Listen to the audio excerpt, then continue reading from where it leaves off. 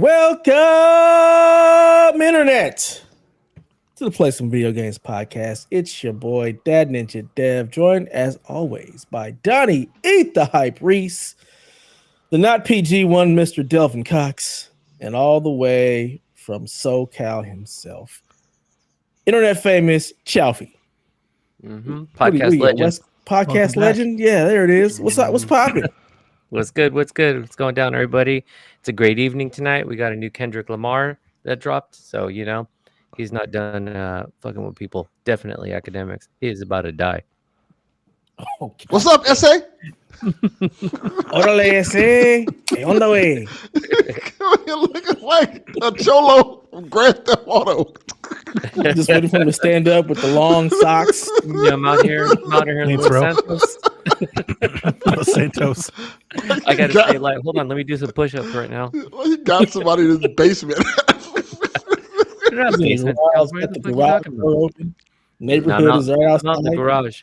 I get wild echo when I'm in my wife's office, so I've been trying out the garage lately, which sounds a lot better. Also, it's a lot cooler in here, so that's kind of what I've been going with. And then, how is it cooler in the garage? It's California. I don't question it anymore. Yeah, I don't know how it works. You know what? She just gets sunlight all day long that just heats the hell out of that room, and then it just just traps it. Plus, he doesn't live live in the valley. house. It's separate, so it's better in here. Those that ain't got no central air. It's not attached to the house. He doesn't need it. He doesn't live in Death Valley. Yeah, I'm not in Bakersfield, fool. So here's the funny part: LA was like 114 degrees. What's that? Like LA was 114 degrees this week. Yeah, I don't know. It's like 12. Yeah, that's dumb. Insane. It's dumb. It is. I'm like, that's fuck all that, man. That's up there. That's up there. Yeah, no, I think the hottest down by my job where everything's on fire right now. That's true. I want to say it hit maybe 107, 109, but here in Long Beach, I think the high we hit was maybe 101, 102. And then once the evening hits, boom, it fucking drops. So it's nice. We don't have. Welcome to AccuWeather. This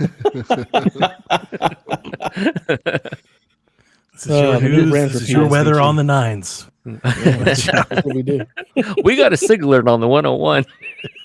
I miss the Weather Channel. I miss that shit just playing in the background. The whole AI PowerPoint Weather Channel.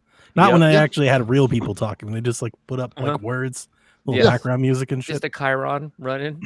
They just bring it back. Heck yeah, man. We should just do that. We can just do that and put it on Twitch. Yeah, just have we fucking have a gangbusters. You're so millennials, man. We subs out the yin yang. It'll be one of those niche things where people are like, I don't know, I just can't fucking stop doing it. Pokemon Plays Weather Channel. We make it work, baby. Oh, mute this. Kill this right now. We don't want anyone to steal this idea. Trademark. Yeah. Do it. It's trademark. No, I'll be on that podcast. Money on Twitch to pay for everybody to get PS5 Pros. Yep. Timestamp is 7:02. Hey, they said you get a second job. Here we are. We locked it. We might need them stimulus checks now. Right? Coming. Sony's coming for it. Coming for all that tax money. All the hope money, all the federal government surplus spending you got. They said, get your documents together because we're coming. This is a transfer of wealth directly from America back to Japan. Yes. That Japan dollar is about to get a huge infusion. Right. All your money belong to us. They really waited post-debate because they were like, oh, this is going to be a hot topic between Trump and Harris. So we're going to wait till next day. Oh, that'd be great if somebody asked them a question on the PS5 Pro. That'd be amazing. That's what they should have did. What are your thoughts on the PS5 Pro? It's from China. China. Is it tariffs? Yeah, we make it pay tariffs. Oh, man. The dogs. They're eating our pets. Fucking moron. Yeah, they're eating the dogs. Yeah. My favorite part of that was dogs of the cat. They put them in the pot. It was very good. My favorite thing was waking up this morning to all the ALF memes. We found the illegal alien. Yes. Yes. This fucking ALF. I was like, you know what? That is true. He was not from here. He wasn't. He was not. Cats. He was in fact an illegal alien. That cat. You know what? Try to fact check Trump now. It checks. It's hilarious. It all checks out. Yep. Damn. All right, Chuffy. Since you're kind of a guest, what the fuck you been up to? Let's see. Kind of a lot. I'm just gonna save it all for Cadillac. So, Delvin, what do you have to?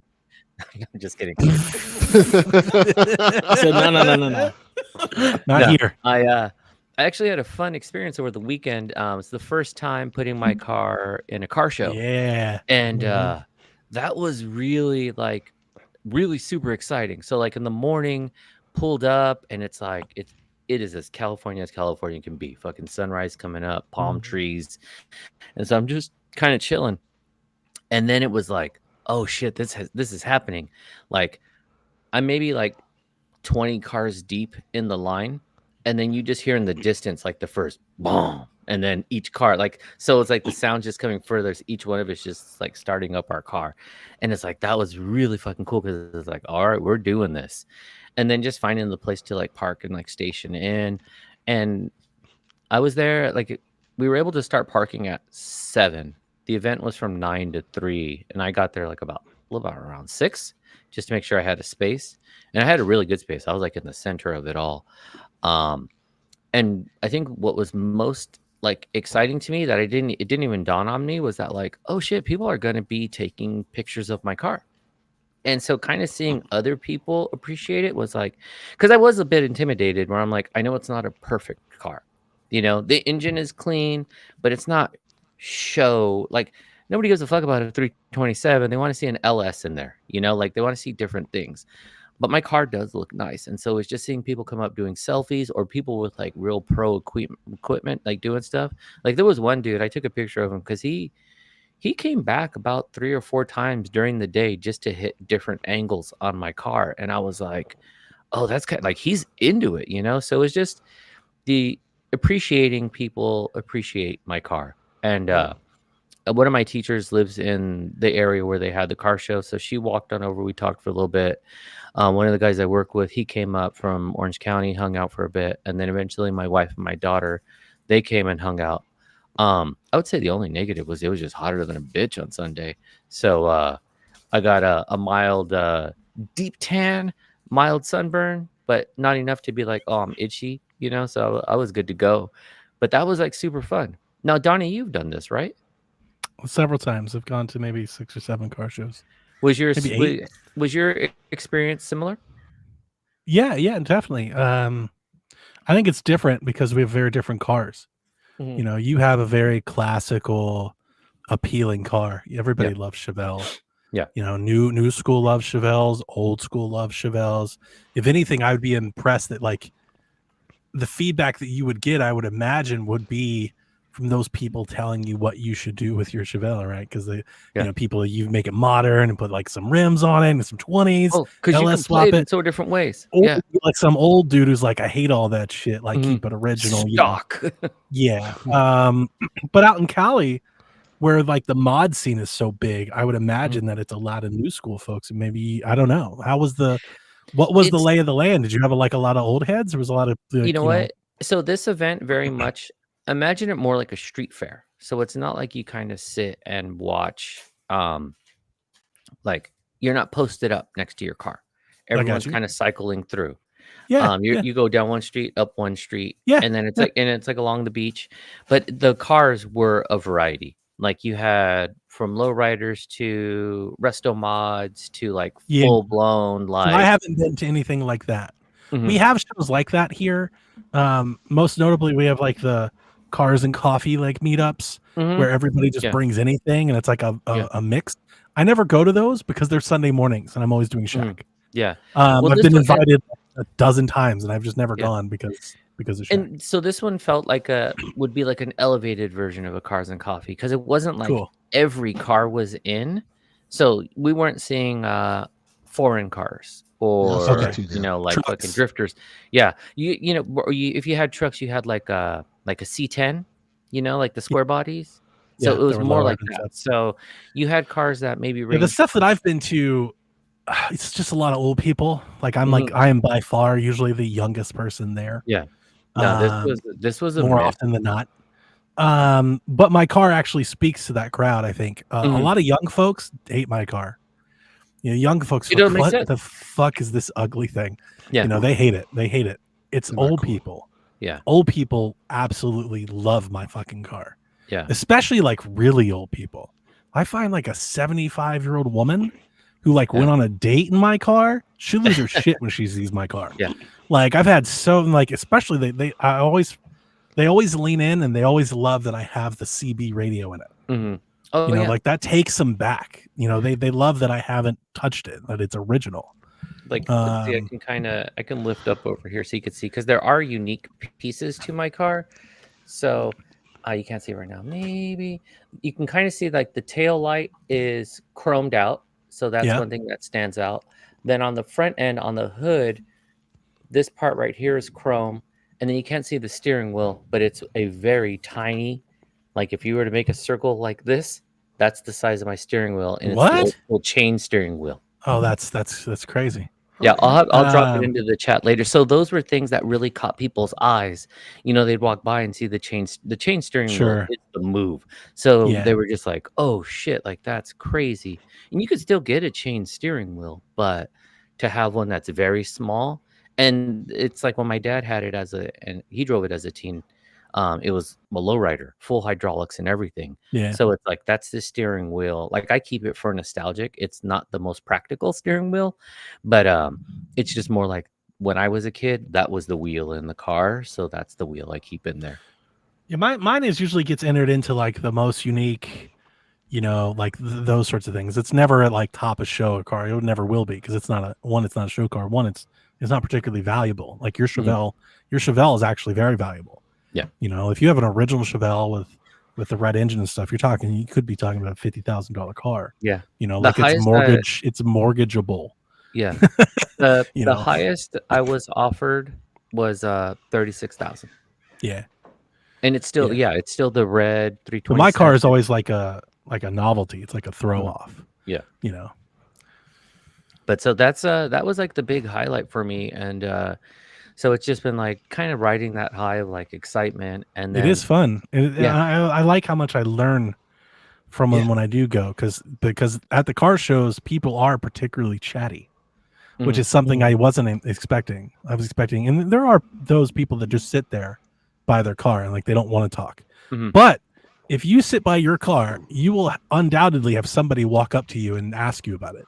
They want to talk to you about it. What do you plan on doing with it? You want to mod it? You do this? I did this when I was 23 back in my day, you know, like, and you learn a lot from that. You know, I've learned a lot from just being around it through osmosis. But even like how you said too, I did have people come up who were like, I had a red one. I had, that stuff is 69. Good. I had the, you know, like they really, that stuff is gold. I've also had some asshole comments. I've had some people come in and they tell me my Roadrunner is not a real Roadrunner. It's you know, it's a grocery getter. You know, I've had some assholes too. Yeah, I had one dude who thought it was fake. He thought I faked it. Oh, really? Like it was like a he literally was like, "You put those stickers on it." I had to like pop the hood and show him the original tag, and because it is tagged, it's a Mopar original tag. You know, it's a real car. Yeah, it's the real deal, man. Yeah, it's an A57. That's a Roadrunner tag. There's only one car that has that tag on it, and but he thought it was fake. I only had one negative comment, and that was someone who didn't like the chrome ends. Like he tapped the tail. And that is the funny thing with cars is people believe what they believe strongly, and they'll let you know. They'll tell you. Yeah. So that was just. It's just my car. I don't care what you think. Fuck out of here. Yeah, but they're going to tell you what they think. That's there is a part of that at the car show. Yeah, because he said to me something like, and it wasn't like a big conversation either. He just like tapped it, and then he was like, "I don't like this shit," and I said, "It's cool. It's not for you." And the Chevelle, why are you tapping my car? In the Chevelle, you like to tap, man. The Chevelle is particular like that because the Chevelle and the Nova so quick. Get the fuck away from my motherfucking car, you punk. Like I said, the Chevelle and the Nova are particularly popular across generations. Yeah, like a lot of people want to fix them up, make them modern, want to retro mod them. They're very popular, you know, with like, you know, street rides and stuff like that. And then they're also popular because of the old muscle car folks that like them and stuff like that too. So you're going to find a lot of people that have a lot of opinions on what you should or shouldn't do with it. Yeah. But for the most part, like aside from the one negative comment, everyone was real cool. Now, if you've ever been to like the anybody listening, if you ever go to a car show, don't touch anybody's car. That's a no-no. Yeah, please don't. That should actually get you smacked. Like that might actually that could cause physical. That's a thing. Of grabbing a random lady's ass. Don't do that. Yeah. You don't touch people's cars. And a lot of people, the car shows that I go to, a lot of them will have like books or photos or signs, and you can almost undoubtedly see one of them is going to be like, "Don't touch." You can look, but don't touch. Yeah. But I was gonna say, if you ever make it down to like the Long Beach area and go to like what's Belmont Shore, there's this street called 2nd Street, which is kind of like it's just a little bit off the water, and it's got all the the fun shops and restaurants type of place where it's the kind of place you just cycle through. So it already is like on a regular day a sort of light party setting. So then it's a lot of restaurants with the outdoor patio. So then people are drinking. Yep. You can see all the football games happening as well. So it was just a regular Sunday times 10 because people were out. So football. It was fun. It was it was a really good weekend. Like I said, I had a great time. I'm looking forward to do it again. I don't know if I'll do it every year because I think if I go, I probably won't go back next year. I really need to get my interior done, but maybe the year after that because I don't want to be that dude that's just like I'm here every year. I parked my Roadrunner at the shop today. Oh yeah, yeah. I think I think the transmission might need to be rebuilt. Ooh. Well, a rebuilt transmission ain't that much. Like, I'm going to rebuild the one I have if we can, but we'll see. Yeah. I'm not sure. It's leaking transmission fluid. It has been for some time, but it's getting worse. Okay. So I was like, we need to fix this before the fall comes in. Before I want to drive it, we need to fix it. Yeah, because at least a rebuild on what you already have, very inexpensive. Maybe you're definitely looking less than like $300 if you're just rebuilding. I think it's going to be like $1,000. Oh, then you're going full like. How much in PS5s? Pros. Yeah, right. How many PS5 Pros is that? 1.2. Not as many as you listen, Delvin. Not as many as you think. I might as well get a PS5 Pro and strap that underneath it and see if that'll fucking get the car going. But are you getting the PS5 and then adding the disc drive or no disc drive? Like what's cost? Are you buying a stand for it? Yeah. Right. How deep down the rabbit hole of PS5s are we going? Like there you go.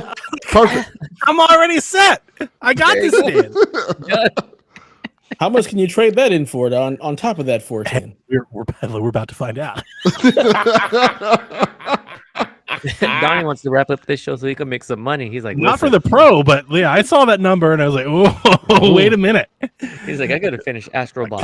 At that number, it's like I can get all my money back and the free year of Netflix. It's like that's. I'm intrigued. You know what? I'm intrigued to cash out and just get another PS5, like just a cheaper one. Like I'll just get a used one for like $200. Seriously, I'm not even lying. Make 400. I just trade back down. Yeah, and I'll cash that 200 credit, like 100%. I will. And then he's gonna reverse flip it again, so then he gets to the point where it's like now we're owing him. Yeah, Donnie would like reverse mortgage in PS5s. Right. That's boy math. Yeah, the real thing is there. I'm like, wait a second, what? Yeah, how many flips does it take to break even but still come up on a PlayStation? I bought games. Like I have games that I've pre-ordered to play. Well, you don't need them no more. Not anymore. Oh, boy. Wow. Oh, to answer or to comment on Jess Martinez, where he says get a Grand National. There were 4 dudes that were lined up together with just different versions of Grand National. I love a Grand National. Those shits are beautiful. And one of them had that. Not my thing. Have you seen that weird 3-shifter where it's like you have the main shift, but then it's like 2 that are smaller ones? That shit is fucking bananas. So I saw one of those, but those fucking Grand Nationals. The black on black is like the one that they souped up with like the performance. Yeah. Mm-hmm. That's the one that everybody has or wants. That's a black ass car right there. Yeah. Oh yeah. Mm-hmm. Yeah, 100%. That comes with Newport. Yeah, definitely. Yeah. Like fully. Shafi's car blends that. You are like the code switch of cars. Yes. Like it can be black or it can be white. Like it depends on what you do with it. No, it hits all of the angles. It really does. Mm-hmm. Yeah. Yeah. Well, I can pull up with the lowriders too. They're that's true. Yeah. Everybody it really does. Yeah. It is a very that car it reaches all peoples. Mm-hmm. Yeah. Everybody loves a Chevelle. So it was good. Like I said, I had a great time. I can't wait to do it again. Just not the 4-door. Yeah, no. That's the one everybody hates. Everybody makes fun of the 4-door Chevelle. Why would you do that? They did. Ew, Most cars came in 4-door Ew, options. What's that? Yeah. And here's the thing, I'm kind of for it. I'm like, yeah, if you've got kids, you get it. Now, I'd much you know rather what have I the do? 4th door than you trying to shovel in the back and lift up my seat and shit. It's not supposed to be, though. But people hate on 4-door everything. They hate on 4-door everything. What I do? Okay, so one thing that was. Oh, you remember you sent that video, Donut, where they were doing they modded the Miata. Yeah, the customs. So, you and knew I those told you people. I know the girl. I kind of thought maybe you did. And that's like some profile and shit. But I was like, I bet Chalfie knows these people. And I sent it to Chalfie, and Chalfie's like, yo, I know her. Yeah. There you go. So the girl Jackie Sometimes had profiling works. Yeah. The girl Jackie had her Riviera. Yeah, see, in there. Jackie. He didn't even know it was a girl. He's, I know Jackie. Yeah. But she's got the Riviera where it's the front end is like those like long pillars where then it rotates back so the headlights show. That shit it's that beautiful. Miata was fucking ridiculous. That was stupid. The Miata was bananas. That was fucking dumb. If you guys didn't watch it, Donut did a video where they tried to infiltrate the lowrider scene. And then they broke it. And what they used to do was a Miata. They turned a Miata into a lowrider. They have hydraulics, made it bounce, gave it rims, gave it floral paint patterns. And this is stupid. Top shit. to This is bottom. dumb as hell. Yeah. Mm-hmm. Who the fuck is But Donut? it was also one of those monstrosities where you're like, Donut. but I kind of like it. Donut is a First like name a Duncan. car influencing Right. YouTube brand channel thing. They do car stuff.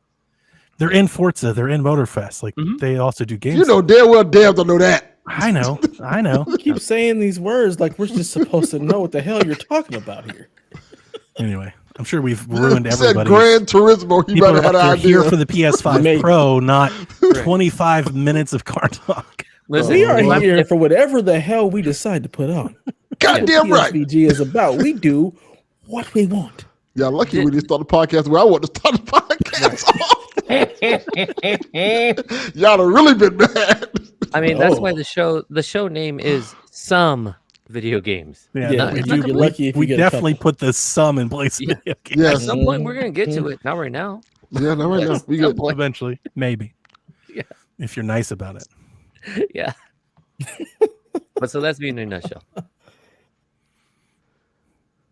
All right, Devin, what the hell Glad you you had fun. Man, I just been playing games. I've been playing the same shit I've been playing last week. I'm Good.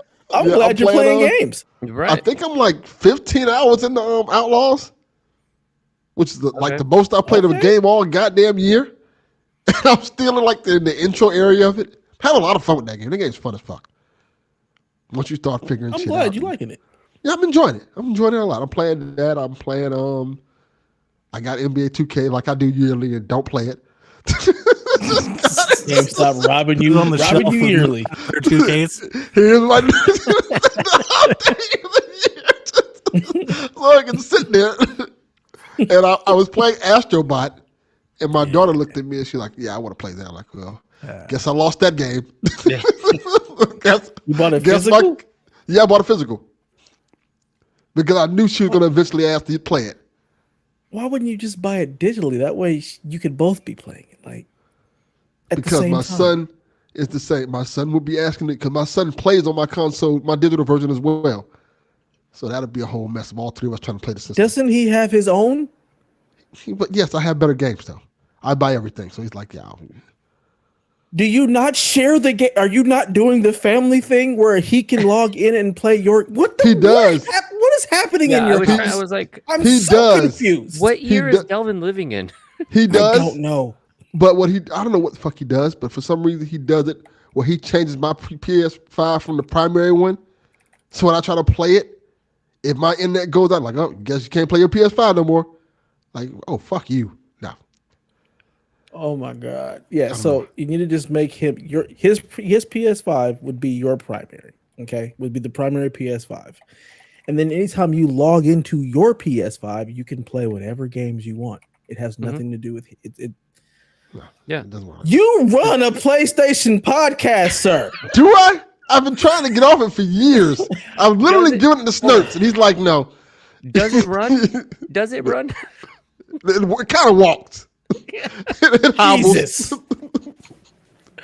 It's called PlayStation Experience because it's like it's an experience. Somebody have an It's an experience. experience. It is Not an experience. PlayStation. Oh my god.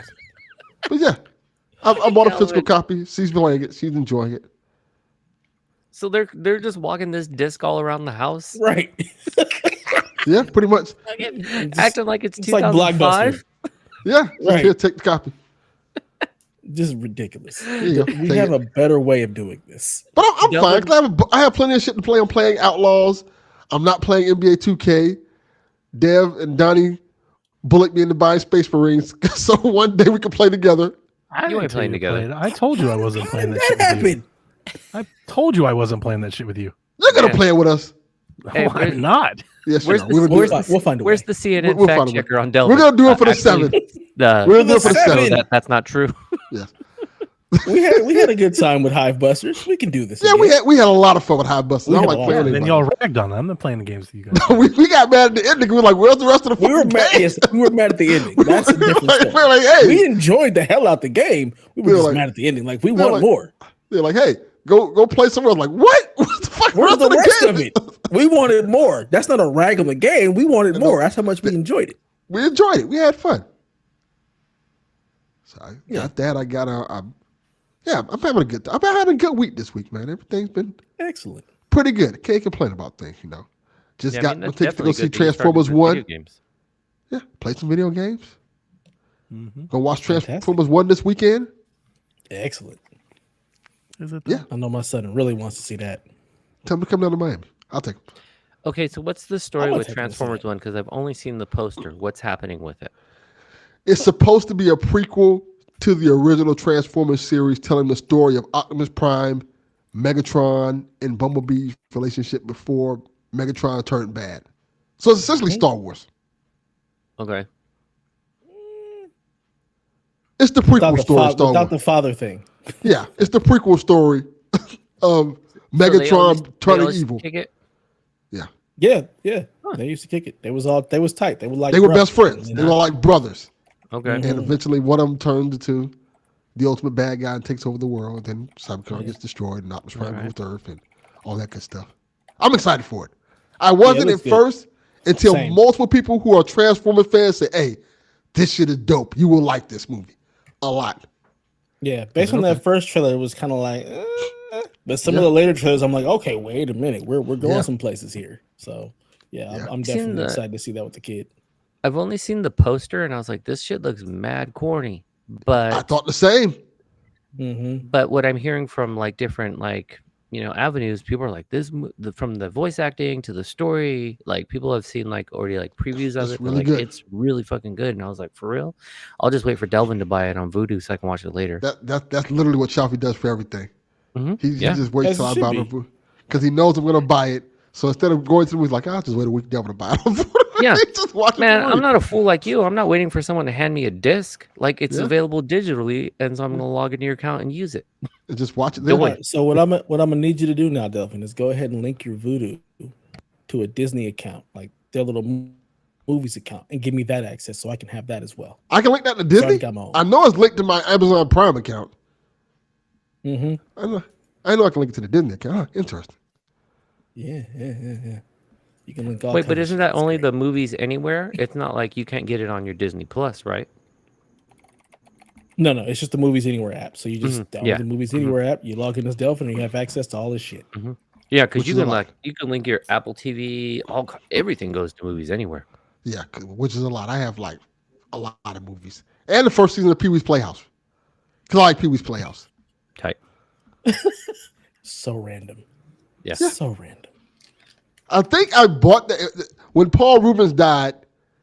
I think it was on sale for 50% off. So it's $5. Like, I want to watch that. I love Pee Wee's Playhouse. And that's what I did. Just bought it sporadically. That's what's up. All right. So I've been playing Outlaws 2, and I'm glad that I'm still playing it and not playing it for review really anymore, because now that I'm not chopping the game and trying to golden path it, I'm having a hell of a lot more fun with it. It is. Yeah, all of the side stuff just makes the game so much more fun. Like when you double crossing everybody. Yeah, man. All the facts and stuff is good. I've lost a lot of hours to Sabak. I don't like card games. I don't know how to play poker, but this Sabak game is really good. It's a lot of fun. So much fun. And then especially trying to get cheating all, everywhere you go. Yeah, absolutely. Have you run into Lando yet? Oh, I need to. I'm waiting. I can't wait. Once you run into Lando, he's got a great cheat. Wait, are you guys playing Spades in Space? Yeah. Yeah. Because when you brought up Lando, I was like, man, the blackest really shit you can do. this up, huh? We're playing spades. Man, you guys pouring out some smooth cognac too? What the fuck? Yeah. Let me get a Coke 45. Kind of, yeah. We gotta protect Billy D. Williams, bro. Too many all legends died. Dude, for real. Too many. In a week. Bro. Like all the celebrities are dying. They said, "Oh, hey, are you Gen X?" Everyone's dead. Yeah. Like, just off the map. Yeah. I do like that this game is getting a very quick second wind, whereas like when it came out, people were just like, it's whack, it's not good, it's falling apart. And it was all that. Like now it's almost like the people actually playing the game, not the reviewers, are like, yeah, this shit's tight, like it works. Like I can do the Star Wars stuff I always wanted to do, whereas like the reviewers were like 4 out of 10, like it's not good, it's repetitive. Whereas like what I'm hearing consistently is kind of like what Dev said, like I can live here and I can do these things and I can just enjoy it. And I'm like, that's ideal. Now I'll just pick it up at Christmas time when Ubisoft sells it for like $12. Yeah. I love the whole concept of doing a mission and then getting to this one point in the mission. They're like, you could finish the mission, or you can just fuck these people over and we'll give you more money for that. I'm like, oh, okay, let's just do that then. Funny. Fuck these guys. Yeah, it's great. All the double crossing and stuff. And then sometimes you have to answer for the double cross. They're like, what the fuck happened? They're like, my bad. I don't know, man. This guy came here and did this, and shit got crazy. Like one of the early funny missions is you meet one of the Pike leaders, and you have the option to steal his ring. And then later on, he'll be like, hey, where the fuck is my ring at? Like, wait, so I know we started the show talking about this, but basically this is Los Santos in space, is what you're like. You're stealing shit, you're double crossing people, playing cards. I mean, yeah, it's a gangster movie. That's really what it is. This is what in the black exploitation Star Wars is happening. Yeah. You can. We're like, this is for a specific market. Shannon Sharp in this? He was in something else. He was in something else for real.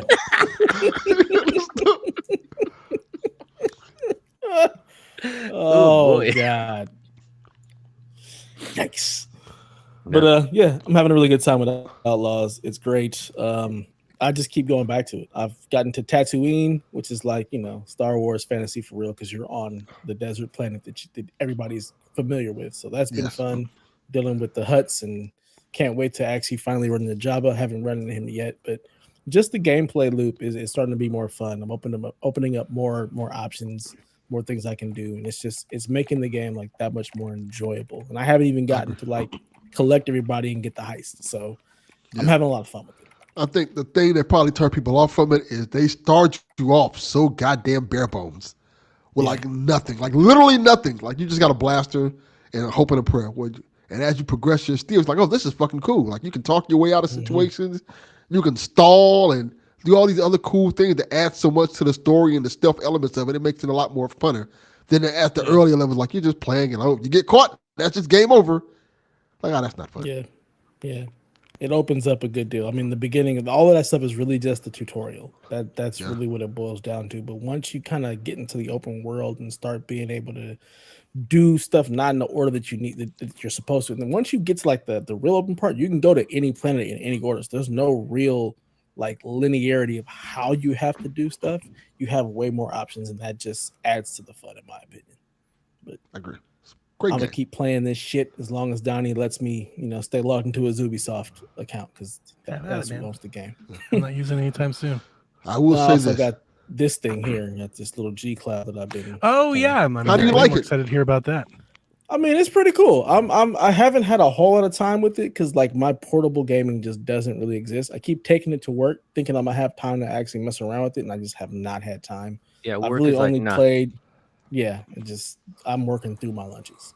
But I played a little bit of Retro Bowl. I hooked it up with Steam. I did some GeForce Now and was playing Saints Row. So it works pretty well. The screen is really nice. It's so nice. And it's a lot bigger than I thought it was going to be. That's what she said. But sometimes. But yeah, I'm having. It's a pretty cool little device. I'm not giving it to my son. I was originally thinking I was going to, but nah, he can keep the Switch. I'll keep this. My man's getting the handheld now, baby. And he can keep that Switch. I'm gonna keep that and take it with me and see what I can do with that. We gotta hook you up with some emulators. Yeah, man. I'm digging it. I got all the ROMs. I believe you do, but I don't want to play old shit. Like, I'm not into like the old, like, nah. You can play the SNES. Yeah, your favorite console, the NES. Take it with you. I have that. I have but it not handheld. There. This is just gonna be my you little take it with you to work. Yeah, and play it when I may play it. We'll see what happens. Whatever. Oh man, you guys just summoned D-Life. I mean, yeah, you know how anytime we talk about anything portable, he just pops up. Yes, like, rise from your grave. Summoned. I am here. Yeah, basically.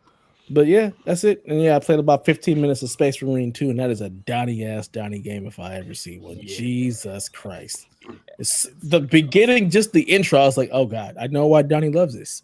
We're going to smash things in the face. We're going to cut them up with the saw blade, and there's blood spatter everywhere. I'm like, this is some Donnie ass shit. Solid. I like it. But it's cool. So yeah, Delvin, we'll somehow get his ass to play with us and talk some shit for the 7. It'll be great. But yeah, that's been my week. Donnie, what the hell you been up to? Right now, I'm searching for a PlayStation. I was about to say, I know this fool over here. I know he's been in there working. Real quiet. Yeah. This is the most Donnie's ever quiet on this show. I was like, this is researching. He's like, I'm gonna flip this bitch so quick. What are we doing? Yeah, what have you been up to, Donnie? I'm playing Astrobot and Space Marine, and they are great. These are 2 of my favorite games that I've played this year so far, even as much as I've played. I do want to talk about Astrobot. I know we have a long show and everybody wants to talk about PlayStation 5, but I want to talk about Astrobot for a minute because I don't want the PlayStation 5 Pro to drown out how great Astrobot is. Like, maybe we should talk about this game. It is incredible. All the things you read online, I think, are true. I'm not here to say it's not. It does seem like PlayStation has made a platformer that hits people in their nostalgic feelings like only Nintendo has. And that's really fucking awesome. And I think there's some people that feel threatened by that. Like they don't want to give Astro as just desserts because they feel like that's, threatening to Mario or anything. And I just like to repeat what I said on Shaq. We've been waiting like 40 fucking years for somebody to do this. Yes. Like it didn't seem like it would be that hard. Lots of people have come for the throne. We've had Sonic and Crash and Spyro and Sackboy. Like so many have tried, and none of them were quite as good, right? I think this one is as good. I don't think it's the best Mario game of all time. I do think the feelings, the nostalgia, has people being a little hyperbolic. There are some crazy things that are being said. Things like Astrobot's the greatest PlayStation game ever made. That's crazy. That's out there. That's way out there. I think that's out of pocket. Last of Us 2. I think that's just unhinged. How dare you? The greatest. Bingo. That's correct. But that doesn't mean that I don't think it's a great game. I do think it's a great game. I think it's up there with their offerings, the best of their offerings. I think it might be the best game that they've released on this console. It's not the highest bar that they have, but I think because of the drought and because of where people are and because of the nostalgia and because it makes people feel whimsical and like this is the first time I think a lot of these people have ever felt this way on something that wasn't branded Nintendo. And I think that has them. I'm not sure if you guys saw it, but in my watching it, there was like a snowball effect. Like reviews hit and it was like Astro's great. And then it was Astro's game of the year. It was like Astro's game of the generation. Astro's the greatest game ever made. Like that just seems that's like what social media does. You just have to like outdo each other to get attention. I do have like, I wouldn't say qualms, but if I wanted to be nitpicky, like the camera, I've had several issues with the camera. Like it's not that it's bad by any means, but it's like, I want more control over it. I wish it was faster. Like I wish I could spin it faster. There's an option in the menu where you can press the circle to like autofocus it. That helps. So if you're out there like me, turn that on. That'll help. But like, I just wish I could adjust it. You can't adjust it. I wish I could. I don't think the platforming is on par with like the best of Mario's. But this game is like really interesting. the way I was explaining, Kevin and I were talking about it offline. This game is both like a 3D Mario game, but has like all of the love letter to video games that like a Smash Brothers has, like all in one game, because it's got the 3D platforming where you go around, you solve little puzzles and stuff. It's not like mechanically, it's really not doing anything that I don't think I haven't seen like in any Mario game. You grab people by the tail, you spin them around, you jump on the thing, you know, like this Mario things. But it's all of the fan service that's on top of it, right? It's the Metal Gear, it's the fucking Resident Evil, it's the Devil May Cry, it's the Uncharted bot, it's the Parappa bot. That shit just gets people all kinds of excited, and there is a lot of stuff like that in here. The fan service is fucking off the charts. I think that's where maybe the hyperbolic stuff is coming from. But it is very good. I like, if I had to make a comparison, I think it's better than Mario Odyssey. I wasn't like over the moon thinking Mario Odyssey was perfect when it came out either. I was that guy. Yeah, but I would put it slightly for its time. I think 64 is better. I think Galaxy and 3D World might be better, but it's like right there with them. So like, what a great pedestal to be on. You know, it's right there on the plane with all those. It can happily sit right next to all of them, and that's a tremendous thing. Something that hasn't happened again. I reiterate, in like 40 years. That's a big deal. You know, for all those people that were like, Sega's better. No, it wasn't. Sonic was never better than Mario. No. Like that just was not true. Not even on his best day. Right. And I feel like everything happened Sonic since then. Moving forward, I wonder, I want to see Astro stand on its own without being propped up by, you know, like how many times can we like find Solid Snake Bot and get excited? You know, like this is the second time we've done this now. So like there's a part in that's like, okay, like I'm excited for the next one. I don't mind it doing this one. This is super fun. But for the next one, I would like for it to be like its own thing. Like you can't keep doing that. Stand on your own legs now. Yeah. Also, though, if they wanted to, it's just an idea that I had while I was playing and I'm floating around. If they wanted to go like Mod Nation Racers or Sackboy or do like a Mario Golf or a Smash or something, I think dressing all the Astrobots up in costumes versus trying to like have their own characters like they did with Battle. What was it? What was the fighter, the brawler they had on Vita? PlayStation All-Stars. Yeah. All-Stars. I was going to say Battle Royale, but it was All-Stars. I think doing something like this for the bots, I think makes a lot of sense and it could be super fun. I would love an Astro Kart Racer or an Astrobot Party game where it's this and all of the folks. Like there's a lot of room there to grow, I think, if they wanted to go in that direction. I don't know where they're going to go with it. But I haven't beat it yet, so I'm not like final on it by any means, but what I've played has been great. It's everything I wanted it to be. It's everything I thought it could be. It's actually more than I thought it could be. I think it's better than I ever expected it would be, and it's incredible. It's really good. I like Astrobot a lot. Nice. Space Marine's fucking dope. Space Marine is Donnie's game. Space Marine made me stop playing Astro real quick. I was like, well, just because it is that game. Like it is. I was hanging out with Sean today on stream while he was playing it, watching him play. I'm a little further than he was. He should be almost caught up to me by now, I imagine.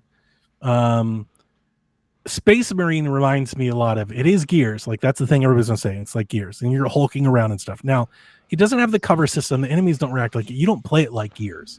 Gears, you get in there, start swinging lancers around, you will get worked. You will die. Yes. like you can't just do that. In this game, you can. But this game has a lot of counter stuff. So like you can counter with your sword, you counter different enemies with different buttons.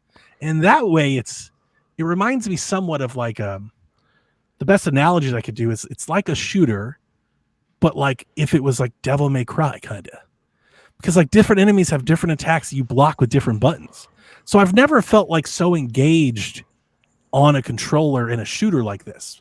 Because you do have to time it, be paying attention to the different colors, and are you hitting the bumper? Are you dodging? You hitting A or you hitting B? What are you doing for every enemy encounter? And then it is the Starship Trooper game that like I've always wanted, where fucking floods of Tyranids come. I mean flood from they just pour over the wall, and like World War Z, they just pile on each other as they try to scale the wall. Where it's just the game flow. Yeah, the game does such a great job of making you feel tense, where you're fighting for your life as you're backpedaling because there's so many of them that you can throw a grenade and the flock just fills the hole that you like it. Like it has that feeling. It feels like the Starship Troopers when they're at the base and all the aliens come out. Like it feels like that. It is like the single player game that I wished Helldivers was. It is scratching all of that. I haven't beaten it yet. If I had to guess, I think I'm probably halfway through.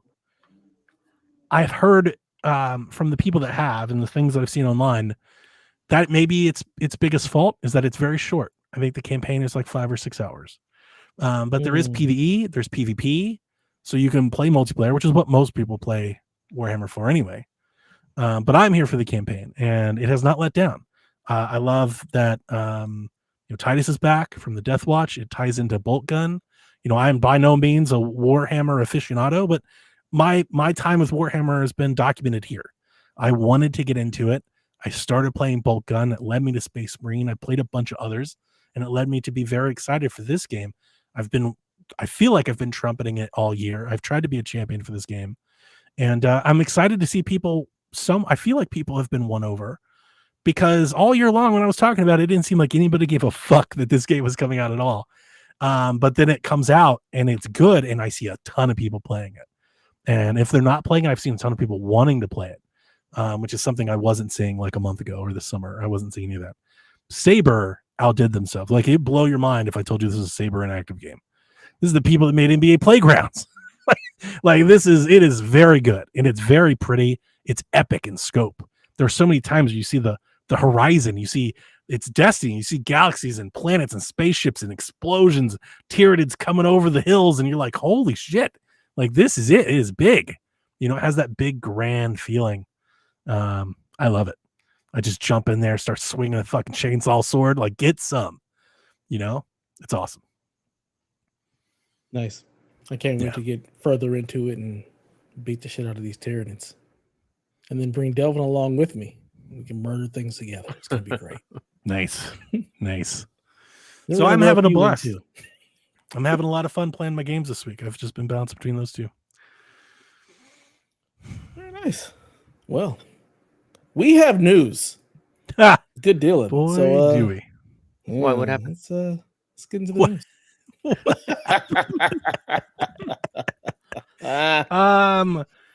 The PlayStation 5 Pro was announced. Long rumored, off rumored. We talked about sketches and vectors and everything. It was here, delivered in a 9-minute PlayStation 5 technical presentation by not only then Mark Cerny. We got a breakdown of what it is, and essentially the pitch is not having to choose between graphics and performance. That's become like a commonplace in today's consoles. You get, like, most games. I would say, not. Is it most? I think it's most games. Most, if not all. Most games give you a performance or a graphics option. You have to choose what you prefer, what you want to give up. The whole pitch on this is make no choice. You get the PlayStation Pro mode, and you get the kind of the best of both. Cerny said that 75% of times players choose the performance over the graphics option, which is pretty big. Like, that's 3 out of 4. And it's interesting because, like, I do wonder how is that weighed, because, like, a lot of indie games and stuff don't have an option. So it's like it's kind of a small segment. So it's like, of the opportunities where you're given an option, 75% of the time people choose this one. It's still a large number regardless. It's a large percentage. He made a point to point out, like, but the developers want to focus on graphics, which takes me back to 4 years ago when we were talking about this. I kept saying, like, anytime you give developers power, they just keep pushing that lever. And pretty. And I'm telling you, like, there's a part of me, I hope, and I probably think that I hope PlayStation is trying to police that some, because part of me, it's like, you give them the Pro, and if they just keep pushing the lever and they just make prettier games that run at 30, it's like, don't do that. But I don't know. We'll see. But anyway, it all comes down to the Pro has a larger GPU with increased render speed. It has streamlined and accelerated ray tracing. They said double, sometimes triple the speed of the current PlayStation 5. And it has the pisser, the PlayStation Spectral, whatever. It's upscaling. It has upscaling. It's doing the FSR, DLSS, XESS, whatever it's on par with. PlayStation has their own model now, and it has upscaling. In the presentation, they showed TLU 2 running at 60 frames with full graphics mode. We saw snippets of Spider-Man 2 and Ratchet Clank at almost double performance. Gran Turismo 7 gets ray tracing and gameplay now. It only had it in cutscenes before. Now it's in gameplay. There's also an 8K mode. Yeah, that's so if ridiculous. you're one of the 7 people in the world that have an 8K television, you can turn that on. They said there'll be around 50 games that are enhanced when the system launches this November. The focus is to bring more 4K 60 titles, but other games will just get graphics boosts. 25% of PlayStation 5 owners have a 120 hertz display. 10% have VRR TVs. And CNET got to go hands-on. They have like a video. It's kind of weird. Anybody watch the CNET video? I posted it. It's super weird because they weren't allowed to film anything up close. Yeah, so it was like, this is the Pro, but like you just see the TVs and they kind of, from the angle and the distance they're filming, like they look the same. You're like, okay, well, this isn't super helpful. But in particular, CNET said Final Fantasy VII Rebirth popped compared to the fuzzier graphics on the existing PS5. Everything was sharper, still smooth at 60 frames, and they said, quote, it felt like putting on new glasses. The price is $699.99, which has a lot of people feeling things in a bunch of different directions. It launches on November 7th. It does come with a 2 terabyte SSD in it. That's a significant improvement over the base. Are they at 1 terabyte now, or is it still like the 825 thing? It's a 1 terabyte drive, but only 800 so much usable. Is usable. So it's a 2 terabyte drive. So that's a significant jump up. Call of Duty and a half. It has Wi-Fi 7, but it also does not come with a disk drive nor a stand, which I definitely made fun of and pointed at. I find it funny that the Pro model, usually when you buy the Pro version of something, it's like everything's included. Like you get all the whistles. Like you don't get like the Pro iPhone and then like camera sold separately. Like that's the best version. Yeah, it's crazy. You get the Pro model and they're like, but you still don't get a stand. Like to fucking put GPU. Fucking put the stand in the box. Like this is fucking absurd. Nah. No, Dev, I'm not gonna hear that. Put the fucking stand in the box. Put the stand in the box. Agree they should. I don't care about the disk drive as much, but fucking put the stand in the box. Damn. Why? Look, I'll tell you why. I'll tell you why. Because money. Here's why. You know what? Then why sell a power cord? Why sell cover plates? Why sell a controller? Just fucking put the thing in there and make people buy everything. Cables. That's why they'll have toner. There's a slippery slope there. Not that I expect them to sell stuff without controllers, but like you can make a case. Like if you're not going to include the drive or the stand, why are you including anything else? But to even go back because to they like give you the bare minimum that you need to actually. Oh, it's crazy. On. Absolutely. I don't agree with it. I just get it. It's margin. I understand. Yes, but to say like printers don't come with the USB cable, it's like, yeah, but I plug my new printer into the old USB. This needs its own type of stand. It's not like there's a universal stand. No, it's a stand. I have the stand I have will work. But I'm saying it's like if I don't own one of these, then I don't have one. Sure. Yeah, I think it's crazy that you just don't get the stand. When printers started using USB versus serial ports, they still didn't come with the USB cable. That's all the thing. It's like if we can. And you know what? Here's the thing: Nintendo is not like Nintendo did this shit. There was a 3DS upgrade where they just stopped including charging cables. Yeah. And their response was, "You probably already have one." Like they're like, you know, and phones don't come with them now. And I thought that was dumb. Then I was like, "This is stupid. Put it in the box." Yeah. But I said all the news. Lots of people have feelings about this. What do you guys feel? What do you guys think about go this? Before me? Y'all go before. Hang on. Before we get into what we feel about the offering and all that, I want to ask you, what do you think of the look? We got to see it. We saw a vector, we saw a sketch. Now we've seen it. Those fins or those grills are like, we've seen it. What do you think of the look? Uninspired. Okay. Like just uninspired. It looks like a version of what we already see, but not anything that has me going like, oh shit. Because like you brought up too, like a pro model of something, pro controllers. How much more beautiful are those? Got a little more texture, a little more style, a little more flair. This doesn't have it. Just looks the same with like it's the regular controller. I'm like, is this the Adidas version? Like, what's up with the stripes? Sean, I do believe it's a little bigger. It's a little taller, a little wider. It's marginal, but it's bigger. You really think this looks that much different than the DualSense, the regular DualSense? No, you're singling out one item, and that's just one singular piece. But what I'm saying though is that when you're, I think he's thinking like a more an upgrade of the standard controller. Yeah, maybe put like rubber grips on it, like just doll it up a little. I guess I'm just thinking about PlayStation and their branding and how they do stuff. They usually keep everything kind of in line. Like the PS4 Pro really didn't look any different than the regular PlayStation. It had a whole extra Oreo stack on it. Yeah, it had the Oreo stack. They added an extra stack. And this one, they gave you 2 more fins versus the one. My favorite meme was the person on Threads. Bendy straw? The bendy straw.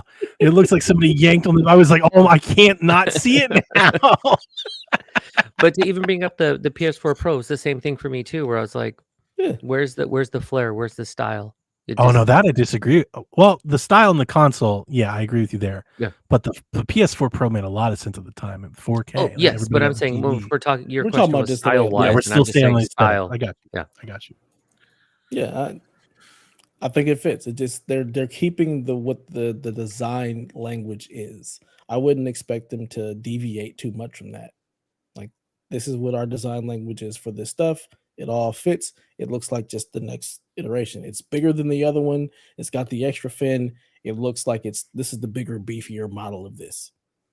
So, looks fine. Looks like a deal. Well, who wants to go first? I've got thoughts I can share. Delvin didn't say anything about his design. Do you like the way it looks? I'm waiting for him to enter the chat, and he won't. So I'm calling him. We can't hear you, Delvin. You've muted your mic. Are you on mute? We can't hear you. Not even a little bit. Still Nothing. Can't hear you. Nope. Like, what did you do, man? Do you want me to go while we wait for him? Please figure out your audio, Delvin. What happened? Oh my God. Unplug it and plug it back in. I don't know. All right. So I'll give you my thoughts on the PlayStation 5 Pro. And I actually like that I'm going first. And I actually like going first because you guys speak. Are you hearing that too? Are you hearing that too? That's Delvin. Because now he's picking up in reverse. It's like when you call on a radio station, you got a delay. I'm trying to mute him. Talk, Delvin. Or not. Don't talk. Y'all still can't hear me? He's back. Hey, you're back. Look at you. This is excellent What the fuck podcasting we got happened? going on here. I have no idea. What the fuck happened? Because I didn't mute the mic or nothing. And I kept hitting the mute button. It said unmute and it wouldn't do nothing. I told you. I blame your Acer computer. I've been trying to tell you to get the Yeti. Just get the Yeti. No. Come on, man. So what do you think of the looks? Before we talk about what do you think about the looks? Look like a goddamn PlayStation.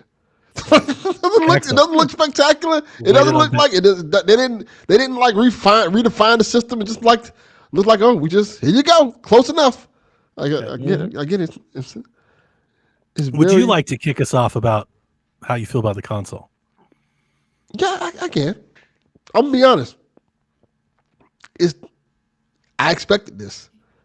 I expected the whole $699 thing. I've been saying it since they was. Mm-hmm. For the longest time, so it doesn't surprise me. PlayStation wants we're going 700. Yeah, like PlayStation kind of has this thing where like we are the standard, and you're gonna pay premium prices for our stuff. And I kind of feel like this is just because it's a pro. This feels like this is the test market to see how well it goes at this price range. Like if people like buy the pro and it does well enough. The 6 is going to be this price, or it may be more. Wow. Like this is the start of it. I can see that. Okay. That makes sense. I got thoughts on that. I got a lot more thoughts, but I want Dev. Keep going. No, keep going. No, because let's do this one time. Let's save it for Dev. Yeah, because my whole thing is like, because Dev asked me a question this week. Well, I brought up something this weekend. What did I bring up this week, Dev, to you? I was saying that I'm not interested in this at all. I think I know what you're talking about, but it's funny that you were like, Dev, what did you say? Because I told Dev to remind me what it was. Yeah, what it was you were saying that this gen has left you underwhelmed, period. Thank you. That's what I was trying to think of. Yeah. Yeah. I got you. I remember everything. Thank you, Donnie. My whole thing is, honestly speaking, I don't really have a reason to upgrade. Nobody does. Except this is the first time I'm saying Hold this. it, Jeff. Hold. I just don't like. With the Pro, I felt like, okay, I have a reason to upgrade because it's going to look a lot better. Yeah, 4K. And the games that I had kind of felt like, oh, this is all. We had stuff that was coming out that felt like I was excited for. Mm-hmm. I don't feel like that with this generation. I kind of feel like the games that I got that we wanted to play have already come out. And they haven't really. But I can play that on my regular 5. I'm not excited for it enough to be like, oh, I need to. You can play that. It's on everything. Supposedly. That's interesting because I think a lot of people are squarely probably thinking about that with this console. I didn't think about that at all. Not even a little bit. Because I go to PlayStation. I go to PlayStation games for PlayStation exclusives. So I kind of felt like, God of War has already come out. Spider-Man has already come out. They haven't announced they haven't announced Uncharted. They haven't announced another Last of Us. So if all the that ain't coming out for a long time. but even Wolverine, I'm like, okay, I don't feel like I need the Pro for that. And to me, I feel like this generation of PlayStation games, as opposed to the other generations, haven't really moved me to upgrade. Like I'm like, all right, I could have kept my 4 for all this stuff. I'm being honest because a lot of the stuff that we got is on the 4 already. And I don't see anything that we've gotten so far that they couldn't have done on the 4. It probably looked a little uglier. Probably wouldn't have ran as good, but we kind of could have had all this stuff on the 4. And I could have. We do. and I think that's what it is. Like when I was on the 4, we had all these games like Ghost of Tsushima. We had both of the Spider-Man's Last of Us. Spider-Man. It had so much stuff that made me look forward to getting games. And I don't feel that on the Vive. I hate to say it like that. I feel like the third-party games and everything else have been more compelling. Nintendo has been more compelling than what I've been getting on PlayStation. So now when they're like, hey, pay $700 for this console, I'm like, why? What have you shown me to make me want to pay this much money for it? Yeah, I don't disagree with you. Yeah, I'm like, I think you speak for the people. I think you're speaking for how a majority of people feel. Because there is a lot of backlash to this announcement. And a lot of people don't like it. There are people that do, for sure, but there's a lot of people that don't. And I think the people that do are upset about that. Like they're not too happy to see everybody else not like it. But I think everything you just said, Delvin, is the reason why they feel that way. Yeah. I know people like to criticize the Xbox about exclusives and things like that. But if you want to talk about just exclusives for PlayStation 5 specifically, hasn't been that much. Hasn't been a lot. It's been some, but it hasn't been like what we've been getting. It's like, oh, okay. I don't disagree with you at all there. I agree with all of those sentiments. And with that, the console is not for you. And it doesn't hurt you that it exists. And that's my thing. I'm like, why are you so mad that it exists? Like, the reality is you don't need a PS5. Half the games that you're playing, play on PS4. I don't think people are mad that it exists. I think people are voicing the reason that they don't care. I think those are different things. I think people are big mad. I think people it's both. are big mad. I think it's a mixture. I haven't seen anybody that's like. I think it's more than mad at the price. Canceled or something. They're more mad at the price. I've seen plenty of that. I've seen plenty of that. The price is for real. The price. People are angry about the price. PlayStation is so over. I can't believe. Like I've seen a lot of that. I'm just like, what kind of nonsense is that? There's been hanging out on the Twitter I'll be hanging out on. He's seeing it. Yeah, apparently, I haven't seen it. I'm talking about the folks on YouTube and stuff that I watch. I haven't. I'm not watching YouTubers for this. Yeah, I'm not on Twitter. That's the sentiment that I've seen. I'm like, why are you so bad? This doesn't hurt you at all. The reality is, like, you look at the price of the PlayStation, the fact that they're not able to subsidize consoles in the way they were. All of the electronics are more expensive. So they're like, okay, we've got the PlayStation 5, it's $500.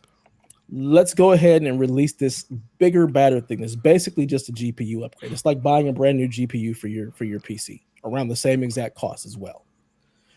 It's going to give us a little bit more margin. So let's say it costs us $550 to make this console. We can sell this to the people who really like seeing all of the bells and whistles and want that sharpness in their games, that aren't the ones who are like, I can still play this on PS4. And now we have a system that does generate some margin, and it speaks to this small niche of people who just want the higher fidelity stuff. It just gives you another option. It's not hurting gamers. It's not doing it. And if the price is too much for you, then it was never for you. You weren't going to get this in the first place. Like, that's the reality of it, because it was going to be more expensive than the regular PlayStation. They're not dropping the price of PlayStation. You've seen they've raised it in several other countries. So I think that's a part of the anger. Yeah, it was never going to go down. There's a part of that's a part of the anger is there's an expectation that when you introduce a better model that the previous models get cheaper. That's historically been true. Yeah. And that's not here. And I think that's a part of why it's a different market. It was a different market because prices for electronics have not gone down. I don't think you're right. I don't think it's just the prices for manufacturing. I don't think it's the components as much.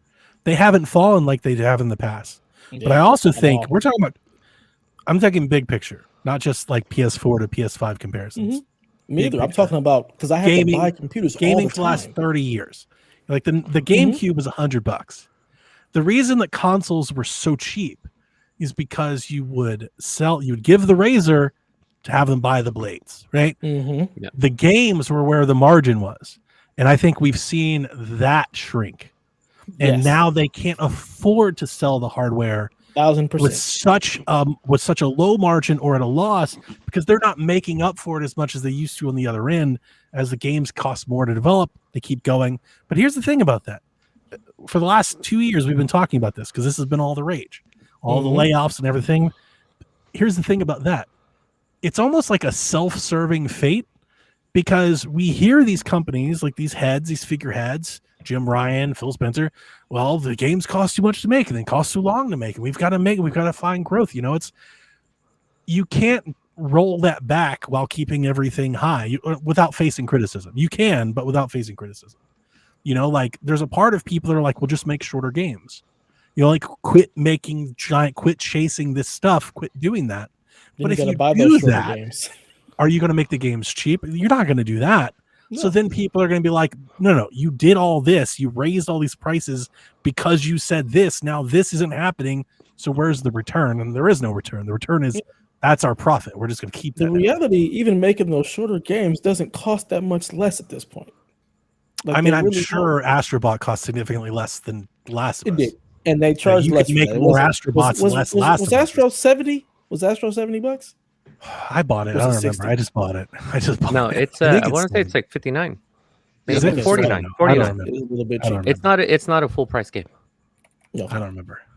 But I think like what you guys are talking about right now, I think and then we'll get back to PS5 itself, but it's that the landscape, one from the gamer sense, like commenting on it, it's too toxic. And then the relationship between gamers and the businesses is broken. So it's like you want to make money, but you want to cut things. But we want to complain about everything. We want cheaper games. You want to make money, but you also want to like raise the price on everything. But that's what I'm saying. The whole thing is flawed. Every angle you flip it to, because it's like we want a cheaper console and we want cheaper games, but we also don't want to recognize that the cost of developing a game in the early 2000s and right now is completely different, astronomically different. Yeah. Mm-hmm. And so we don't see that, and all we do is complain. Mm-hmm. Now I haven't seen what Dev is seeing with like Sony's done and it's a wrap. That's but crazy, I've seen more of I've seen a lot that I'm like, they're fine. That's just very uninformed, because like there's no sense, there's no because reality where that makes that's sense. The echo chamber. It could be the PS5, it could be someone's album that dropped next week. Everyone's getting canceled no matter what, because that's just reactionary internet. You just say everything's terrible all the time. But the reality is, Dev's right. This is for a small slice of the population, just like the PS4 Pro was. But all these models, I mean, we always have people who hang on to last gen or don't start the new gen until it's the last gen, where they're like, oh, now I can get a 4 because the 5 just dropped. So it's like all those exist, but it's like in the reality, it's just we got to get used to and start ignoring the bullshit, because that's really what kind of keeps this toxic cycle alive, where it's like it really ain't that serious. Like, to bring it back into the PS5 Pro conversation, what I'm going to say about it Doesn't mean I hate it. Okay, so I just want to preface with that. But honestly, when I saw everything that was like discussed, I was like, oh, I am the dev of this conversation. I don't care. Like, it's not for me. Things that Dev says, you guys talk about games, like he plays, and he's like, I'm not interested. But but when I say that, I'm saying for me, 1,000%. not for you. You want to get it. But for me, it's not for me. Like, my TV's kind of old. It's not that it's old, not for this earth, but for the club, Delvin? And so, yeah. Yes. But so it's like, yeah, I can do. My TV does 1080. I don't think the refresh rate's where it's supposed to be. I don't think I'm going to get everything out of this. I'm going to get a Pro, and it's going to look exactly the same. It don't do it for me. My biggest distraction in this whole thing was I could not really focus on the PS5 stuff because Mark Cerny looked like an AI generated Garth. And I was like, this is really distracting me. Like, really. Go back and look. Go back and look. He definitely looks like Garth.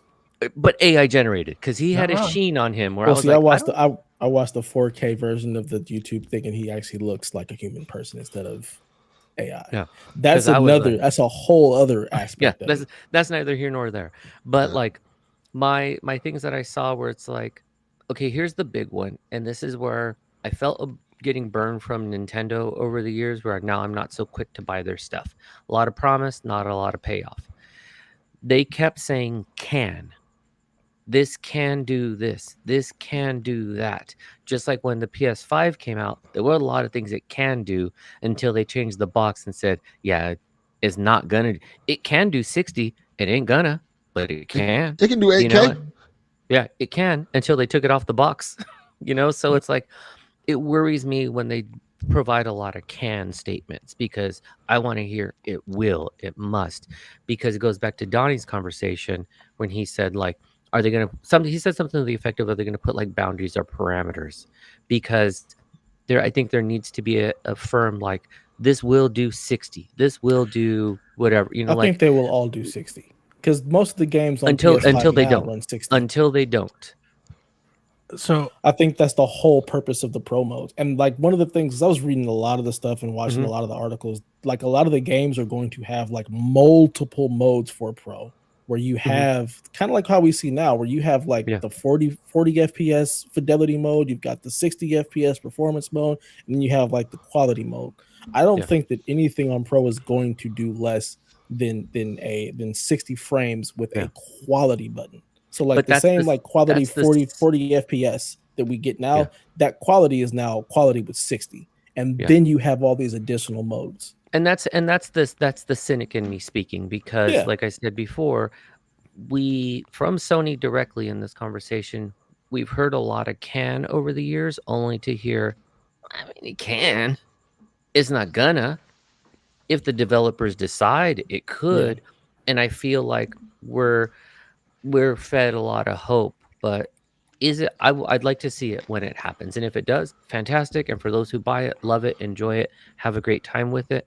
But that really puts me back. And then with the price tag, it's just like, I get what it is when it comes to price, but it goes back to that conversation where we started off with, like, this shit's the Pro. Give me a drive, give me a stand.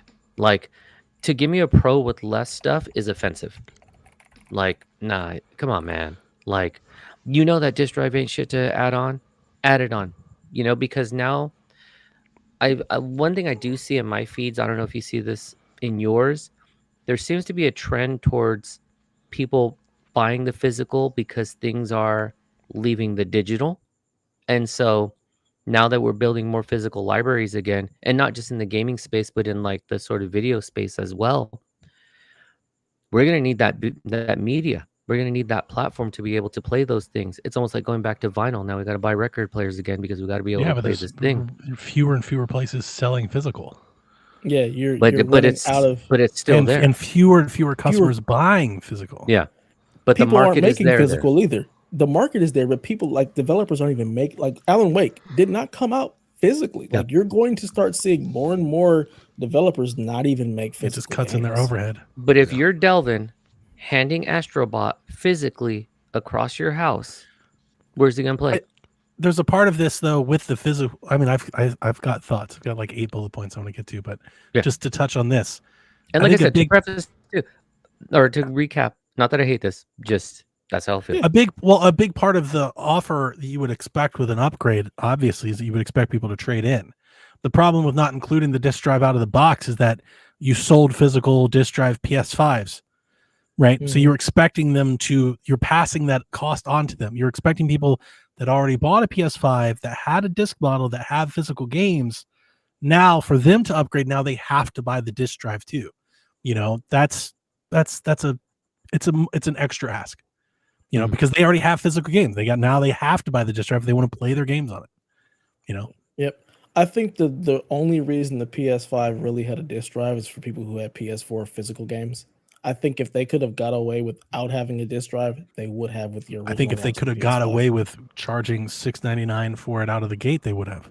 Mm-hmm. I think you could make an argument that if I think PlayStation would get away with a lot of things if they could. Yeah. That's why they have that digital version of the PS5. They're like, here's one for with no disc drive, because I think in gaming they are truly trying to get away from the physical. I think the only ones really holding that torch for physical is Nintendo. But if you're a person like me who's been spending less money on games, like I've been doing a lot better job of avoiding the FOMO, like not buying out the gate and pre-ordering and shit like that. So then, because when you were talking about the Star Wars game, in that whole conversation, I remembered that I still had what's the third person one that Star had like Wars a part Jedi? 2?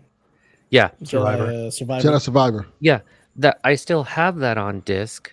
And I got it from Amazon for like $15. And so it's like, oh shit, I still need to play that. So for people like me who are trying to catch a deal, I don't got a disc drive. I'm sitting on an empty game. Or I'm going to live in the previous generation. So I know that it still exists for me because I have it, but it starts to create weird scenarios. Yep. My thoughts, if I could jump in. And I would preface it saying I think I'm actually somewhat indifferent on this entire story. And actually, this story is kind of unique in the sense that I actually think every opinion that I've heard on this story is almost valid. Outside of the PlayStation is doomed, like that's absurd. But like the people that are angry, I get it. The people that are excited, I get it. Yeah. I actually think maybe they're all correct. And I think it's just a matter of them. But I'll give you my thoughts, or at least the bullet points I wrote down, and honestly, just to give to Dev. I'm not bothered by the price. The price didn't bother me at all, not even a little bit. I think for what you're getting, what it can do, I think the price is pretty good. I think it's kind of, like I said before, it's kind of dumb the stand isn't in there. I know why it's not in there. I also think the price hurts a little bit more because of what Sony's done for the last 2 years. You know, they raise the price on every game. They raise the price on controllers. They raise the price on the console. They raise the price on the server. Like they're literally just raising the price on everything. Yeah. So the fact that like now they have a console where the price is so large, without the drive, without the stand, like it hurts a little bit more. But as I have said for many times now, anybody that listens to our show has heard me say it before. If you're Sony and you make the best video games in the world and you sell the most consoles in the world and you see people so happily, gladly spending $800 for a Steam Deck or an Ally or they're waiting in lines to get 4090s and shit. Why wouldn't you raise the price? Like it's obvious. I know this doesn't apply to everybody. It's obvious there's a market out there that are willing to pay more than $500 for gaming because it's everywhere else except traditional console gaming. It's everywhere else. Everywhere else in gaming, it's ubiquitous. And a lot of these people that are like 700's too much. They have Steam Deck OLEDs that they love to take pictures of and talk about how great it is. Mm-hmm. That's also $800. Like that's a little bit much to me. I don't think, if I could critique them, I don't think they did a good job at selling this to people at all. The presentation alone just felt like marketing, which isn't like Mark Cerny's strong point. You know, it's almost like you should have had a figurehead in there instead of Mark Cerny. When they talk about a technical presentation, I want to see Mark Cerny get into it, like nitty gritty, show me. And they kind of did, but not really.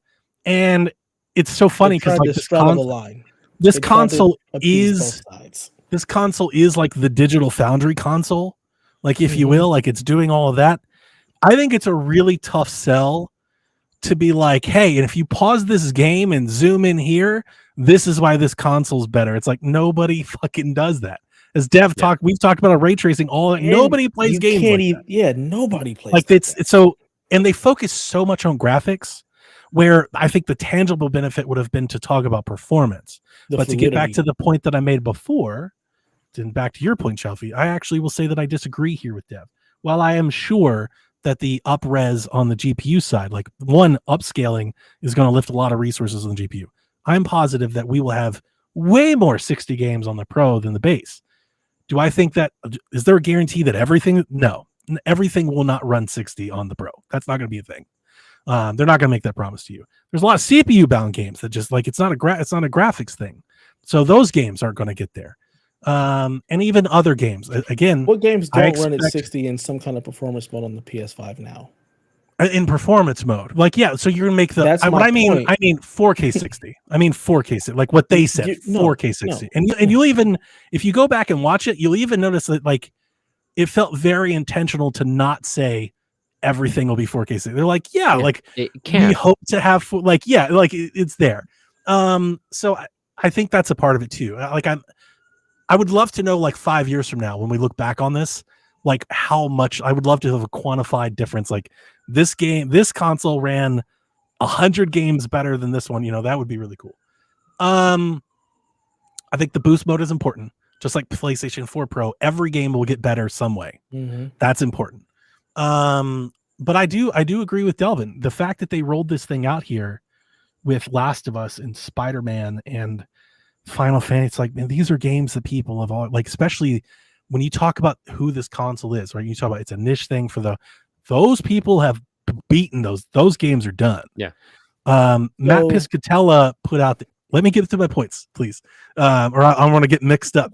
Matt Piscatella did he had a tweet where he said that the PlayStation 4 Pro accounted for 13% of PlayStation 4s.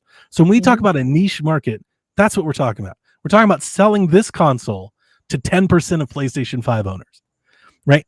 I would imagine those people that care enough to spend $700 on an upgrade have already beaten all those games. Yeah, they already got a library. So like how, it's a little lackluster, and it's just not that exciting. And I wish that they had more like literal performance measures to sell you with. Like, hey, you see this game right now on PlayStation 5 that runs at 36 frames a second. Now it's 60. And if you just did that over and over again, I think that would have been a better sell than, hey, the text in that sign in the distance is a little easier to read now. Those trees back there, you can see the leaves on it now. Like that was a really weird.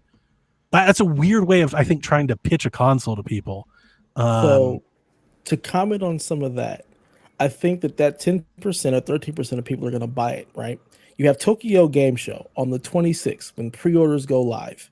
You show all the really cool stuff, then you get even more hype for that small percentage. Said that. You should have teased that. I don't think they have to. I don't even think you need to tease it. Nobody has to do anything. I'm just telling you, I don't think they did a good job of selling it. This is what I think they did. That's what I'm saying. This technical presentation is for that small niche. Then you're gonna because it's gonna sell out. It's gonna sell out. It is. It's gonna sell out. Yeah. It's gonna sell out. Tokyo Game Show is going to hit, and then GTA is going to hit and bring everybody else in who's kind of on the fence. Well, GTA is still a ways away. We don't even know how far away. It's at least a year. How much longer then do you wait to announce the PS5 Pro? Like, if you're trying to get it in people's hands by November, I don't know. I'm not PlayStation. I don't know. There's nothing to show right now. Then older stuff. There's nothing else that you could have done with this. The other thing that I was going to say is, as you've said before, this console, like, hey, we want to give you the best of both. You've pointed out many times on the PlayStation 5 Pro we have now, most first-party games run at 4K 60 already. So it's going to run at 4K 60 better. It'll be more 4K or shinier or more reflections, but a lot of those games already do that. So that is kind of the law of diminishing returns, which is a PC thing. Like, you keep slapping GPUs in there. You're not getting generational leaps. You're getting 10% leap. You're getting a little bit more, It's incremental. My last 2 points, and this is maybe bigger picture, so maybe not so much just on this presentation, because that's really my thoughts on the Pro. I'm fine for what it is. I think this is PlayStation trying to retain as much as they can from people that may be looking at the PC market. And I don't think this is their first attempt at that. I said the same thing when they released the Portal. I think the Steam Deck entered the chat and has changed things. And when the Steam Deck happened and kind of took off and got thing, I think Sony took notice. They saw how many people are playing their games on Steam Deck. And they were like, okay, we can't have people buying the games on Steam and moving to Steam. We want to keep them here. Release the Portal. We also can't have everybody going, well, God of War is better on PC all the time, so we need something to keep them around. So I think the whole idea is like they're kind of fighting competition on two fronts. On the lower end with the portables and the upcoming Switch 2, and on the higher end with people that are like, man, I love these games, but I could play them better if I got a PC, right? So they're trying to get something in there to stop people from doing that, which leads me to my final point, which is something we've been saying since like Xbox started talking about what they're doing. Man, the stage really, when you start to enter this price range, 700, 800 with a disc drive, 850 with a disc drive and a stand, right? When you start entering these prices, the table is set for Valve to do something. For some PC maker to do a Steam OS box for your living room. Like, it's right there for the taking if people are going to start peddling $800 consoles. And I think it's interesting that it's almost like a double-edged sword. On one hand, PlayStation's like, we probably want to retain people from going to PC. But by jumping into this level, you could risk with other competitors coming in that it may encourage people to go to PC.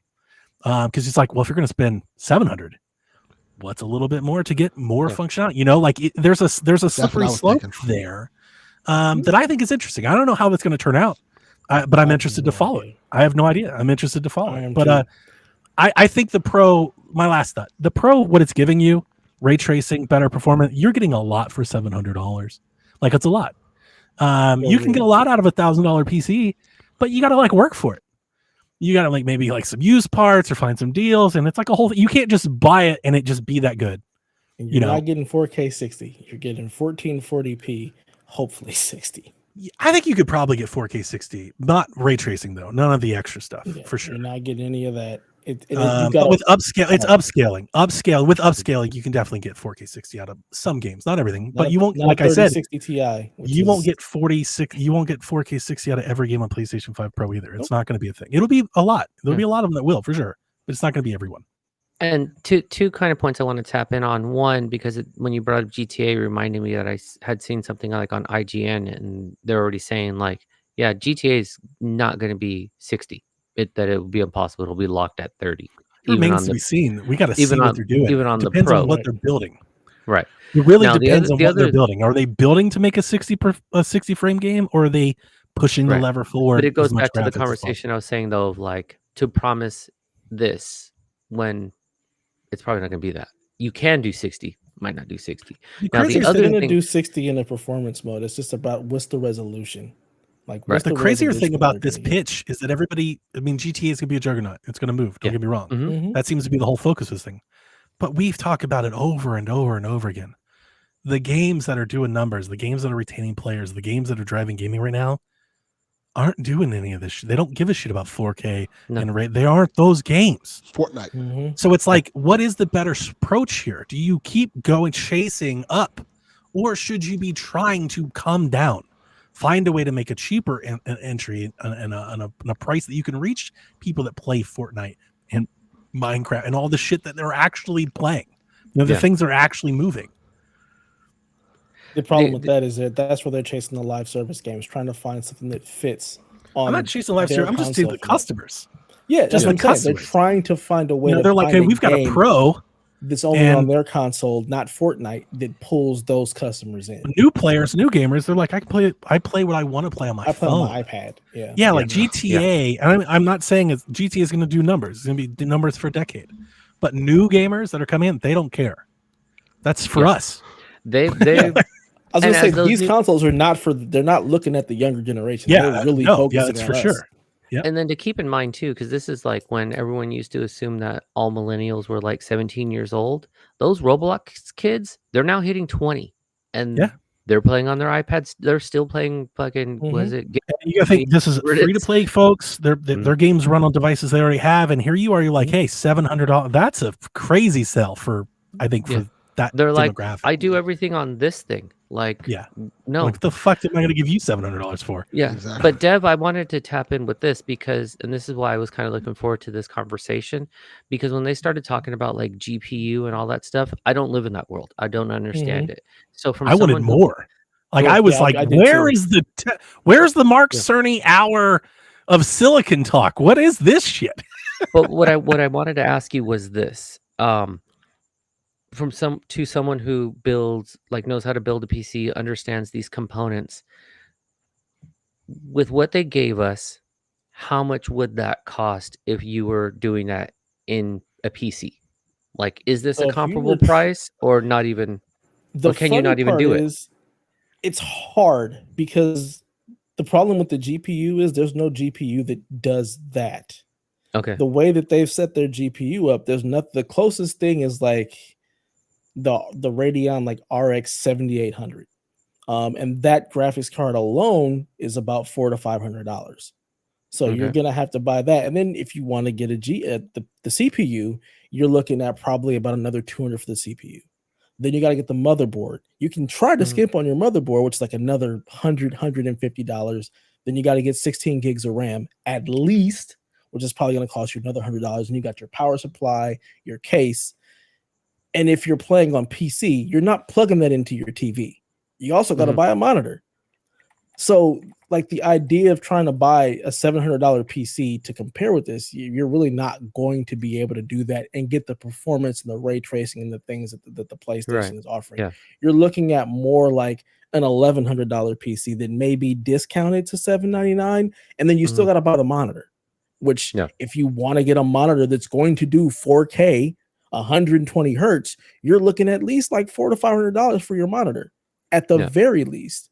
Where I just question how many people, again, how many people care about the trees in the background, ratchets, extra crowd size, like that Last of Us thing.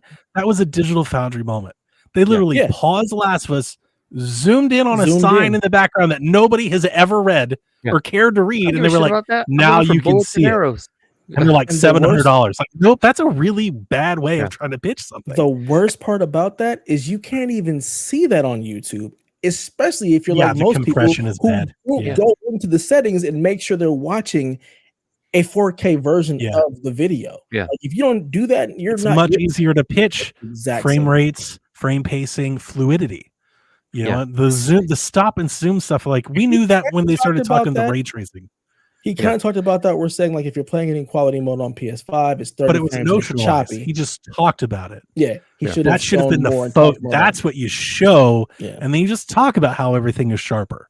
Like it's almost like flip flop that, and I think the pitch goes differently. It's a little different because it had my whole mind kind of like going and going back to what Donnie had said. Like, well, does this get you going into like, well, how much is a PC? What would this cost me if I go in that direction? Once you start getting there, 700-800. I mean, I would like I play my games on PC. I also think Dev is correct. I think you could probably get there for 1,000, 1,200. You could probably do something in the same space, probably. But the hard part, in addition to just all the components and the tangible pieces of the PC, the harder part is that PCs are just different. It's not a console.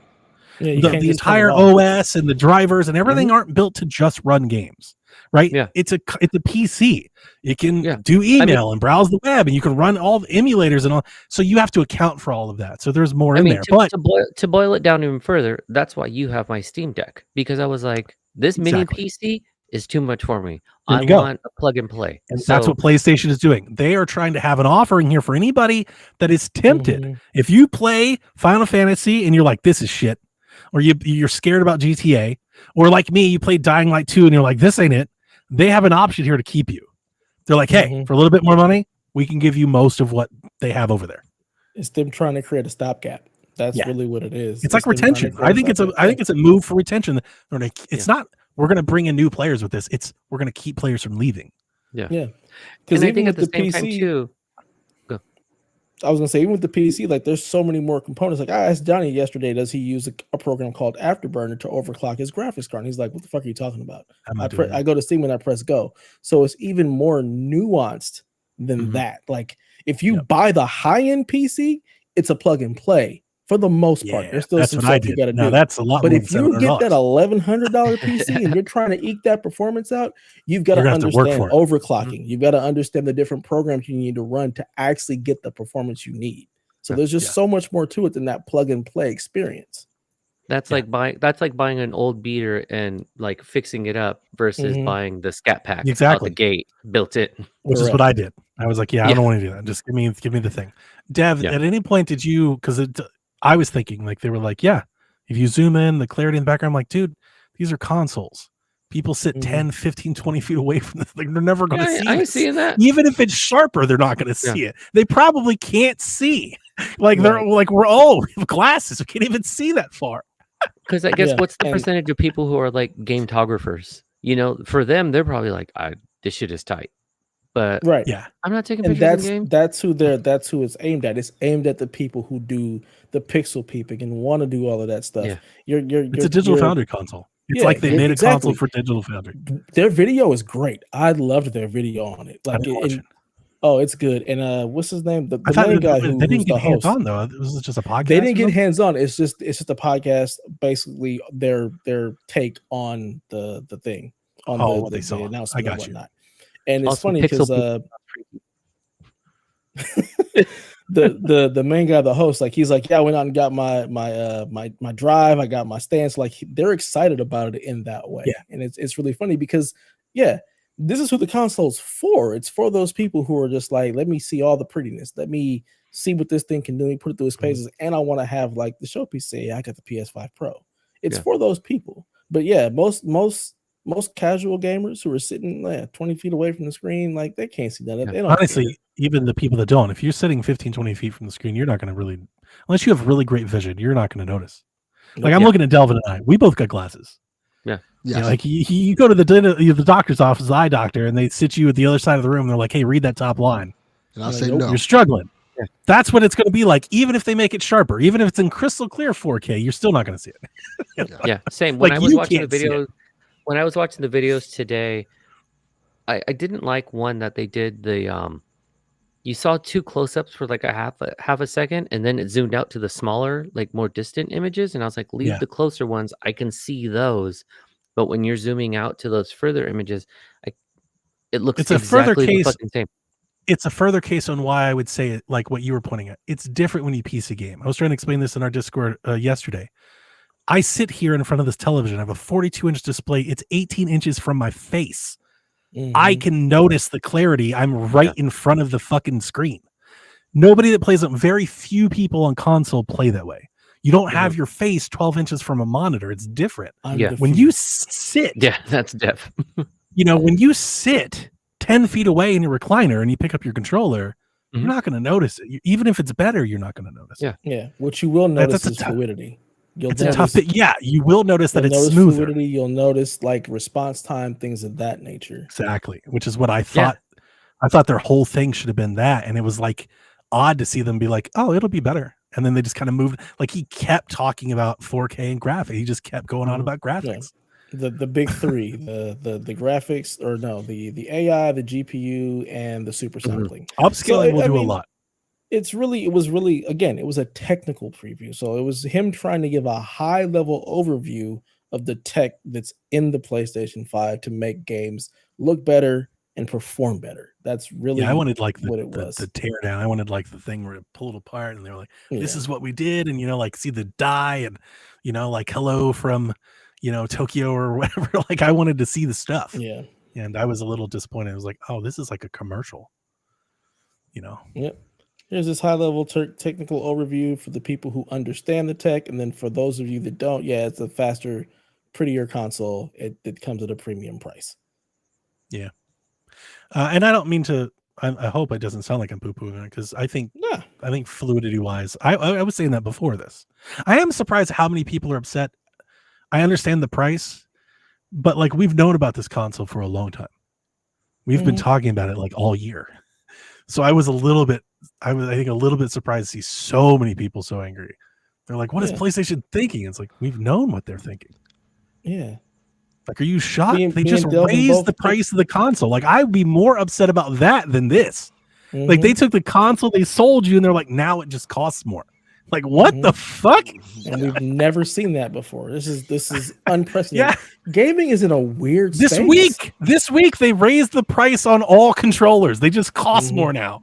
Like, what the actual fuck? Like, I'd be more upset about that than they made a $700 console.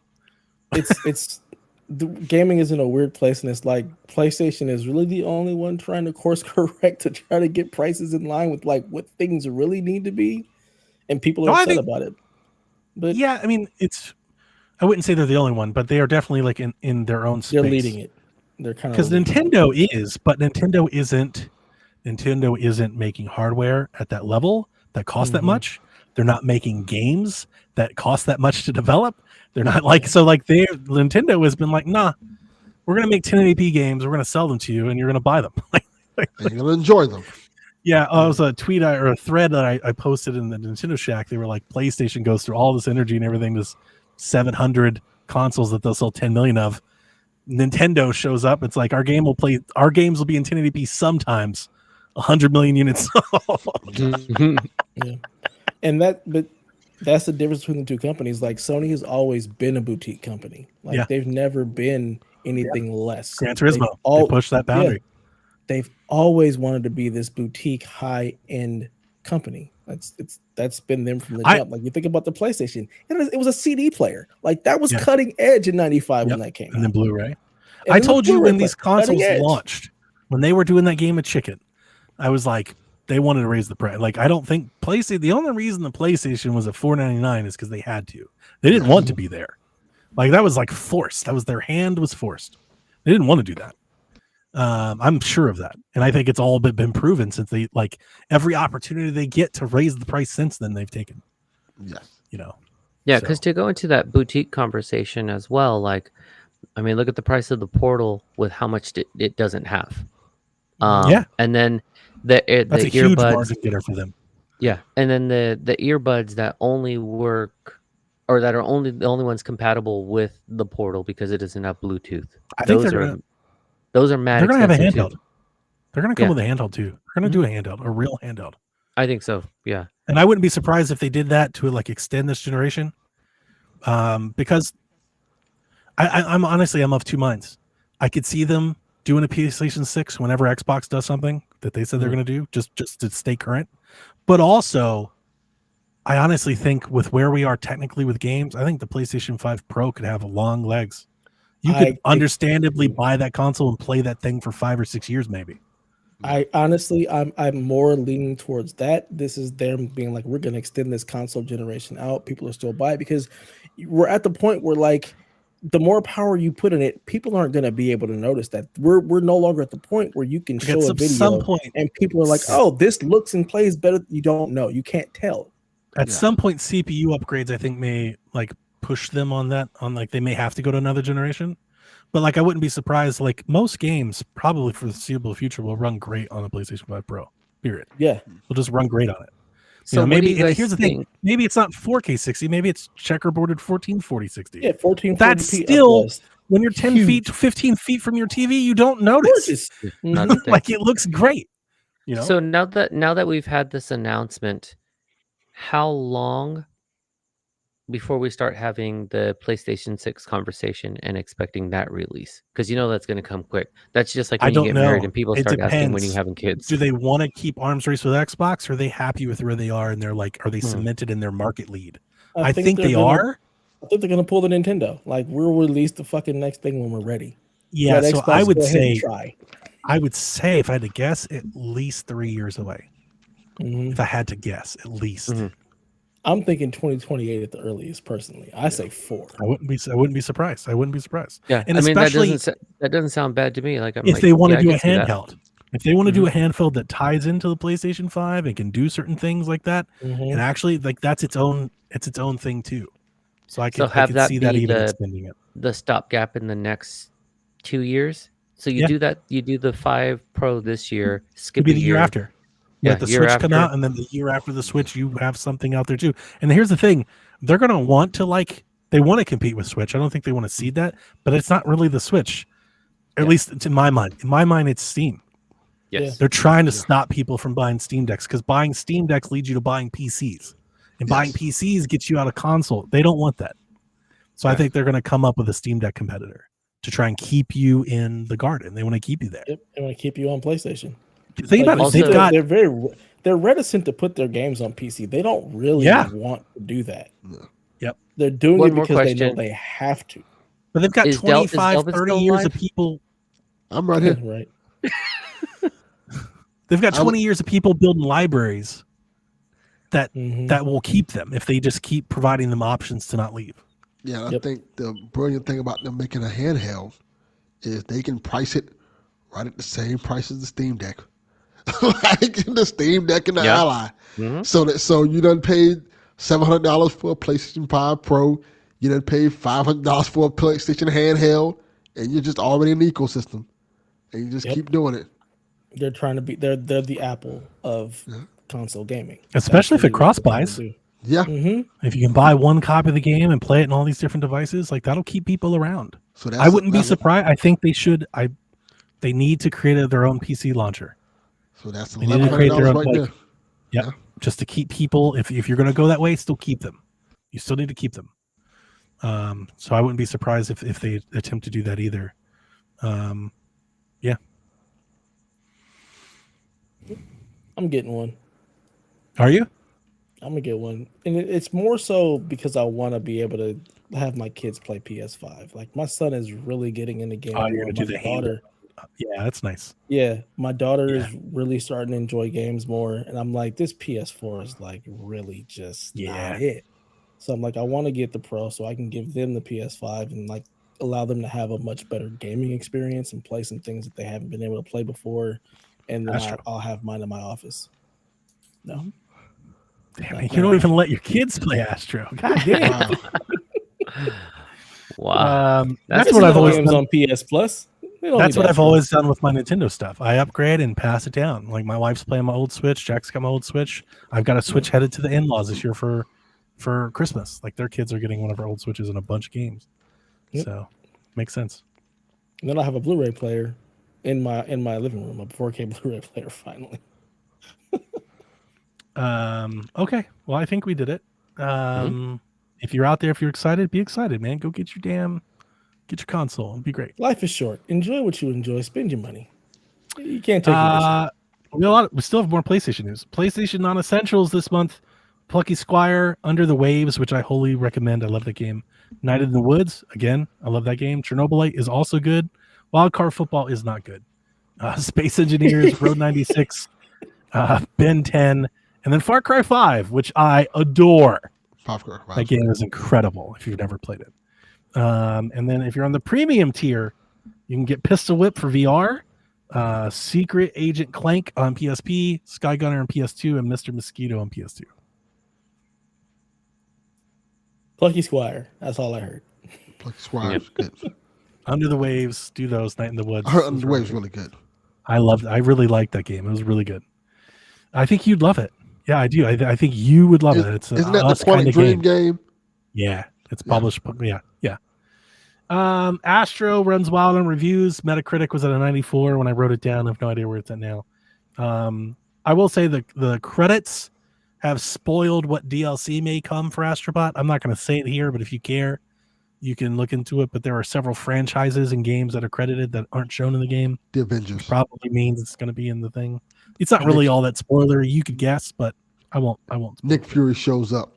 Talks about the Avengers. As we mentioned, PlayStation did increase the price on all DualSense controllers this week. We just woke up and they just cost more. I'm glad I've already got 4 of them. I don't like that. I don't like that they keep like that. I don't like. That bothers the shit out of me. $5 ain't shit. But it's not. It's a principle. It's not the $5, and it's the strategy. It's the consoles. It's the $5. I mean, here's the thing. We didn't talk about 700 here, dude. This shit is over $1,000 in Canada and the UK. The PlayStation 5 Pro. I don't live in those places. That's not my problem. That's not my monkeys. Not my problem. You're talking like 2 PlayStation 5s or a Pro. Like, that is insane. Yeah. Move here. In maybe good news, it looks like Sony is about to do recertified consoles on the direct store, so you can buy used consoles that they've refurbished, and they are $100 off. Mm-hmm. So there you go. That's something. That's how Donnie's gonna get his. Maybe. Destiny update, Dev. They did stuff. There's something came out. Nothing came out. They've just finally announced what they're going to be doing going forward. They teased this thing called Destiny Frontier or Codename Frontiers, and it's just them in their new way. We knew Final Shape was supposed to be like the end of the Light and Dark saga, but that wasn't the end of Destiny. They're still doing more things. So basically, they're moving away from this big expansion every year, and they're going to be doing 2 smaller expansions per year. So starting in summer of next year, they're going to have one called Codename Apollo. That's going to kick off the new multi-year saga for Destiny or whatnot. Then later that year, you'll also have Codename Behemoth in the winter. So with those, instead of having like one big thing where you have all these 4 seasons, you're actually going to have 2 smaller things with a bunch of updates with those. So at least 2 major updates within the actual season. So you're going to get more content. It's going to be smaller, but it's going to be way more constant. At least that's what they're going for. And it's going to be new stories. They're not going to do like the one-shot like campaign story. It's going to be less linear, where you're going to be able to go out and find all these different stories. There's going to be some stuff that is more like a this just like horde mode, like all kind of stuff. They're just adding a bunch of different game modes to it and trying to change up how they do their storytelling. It's like a bunch of side quests instead of main quest stuff. So I think it's a combination. So there will be like main quest stuff, but there's also going to be all these smaller stories that are all going to tie into other things that are coming down the pipeline. So they're like setting up a bunch of plot points to probably have them all pay off at some point. So yeah, I mean, it's interesting. We'll see. I need to hear more. I love Destiny. I love Destiny's world and its stories. So I'm excited to see what they do. Because I still love that world.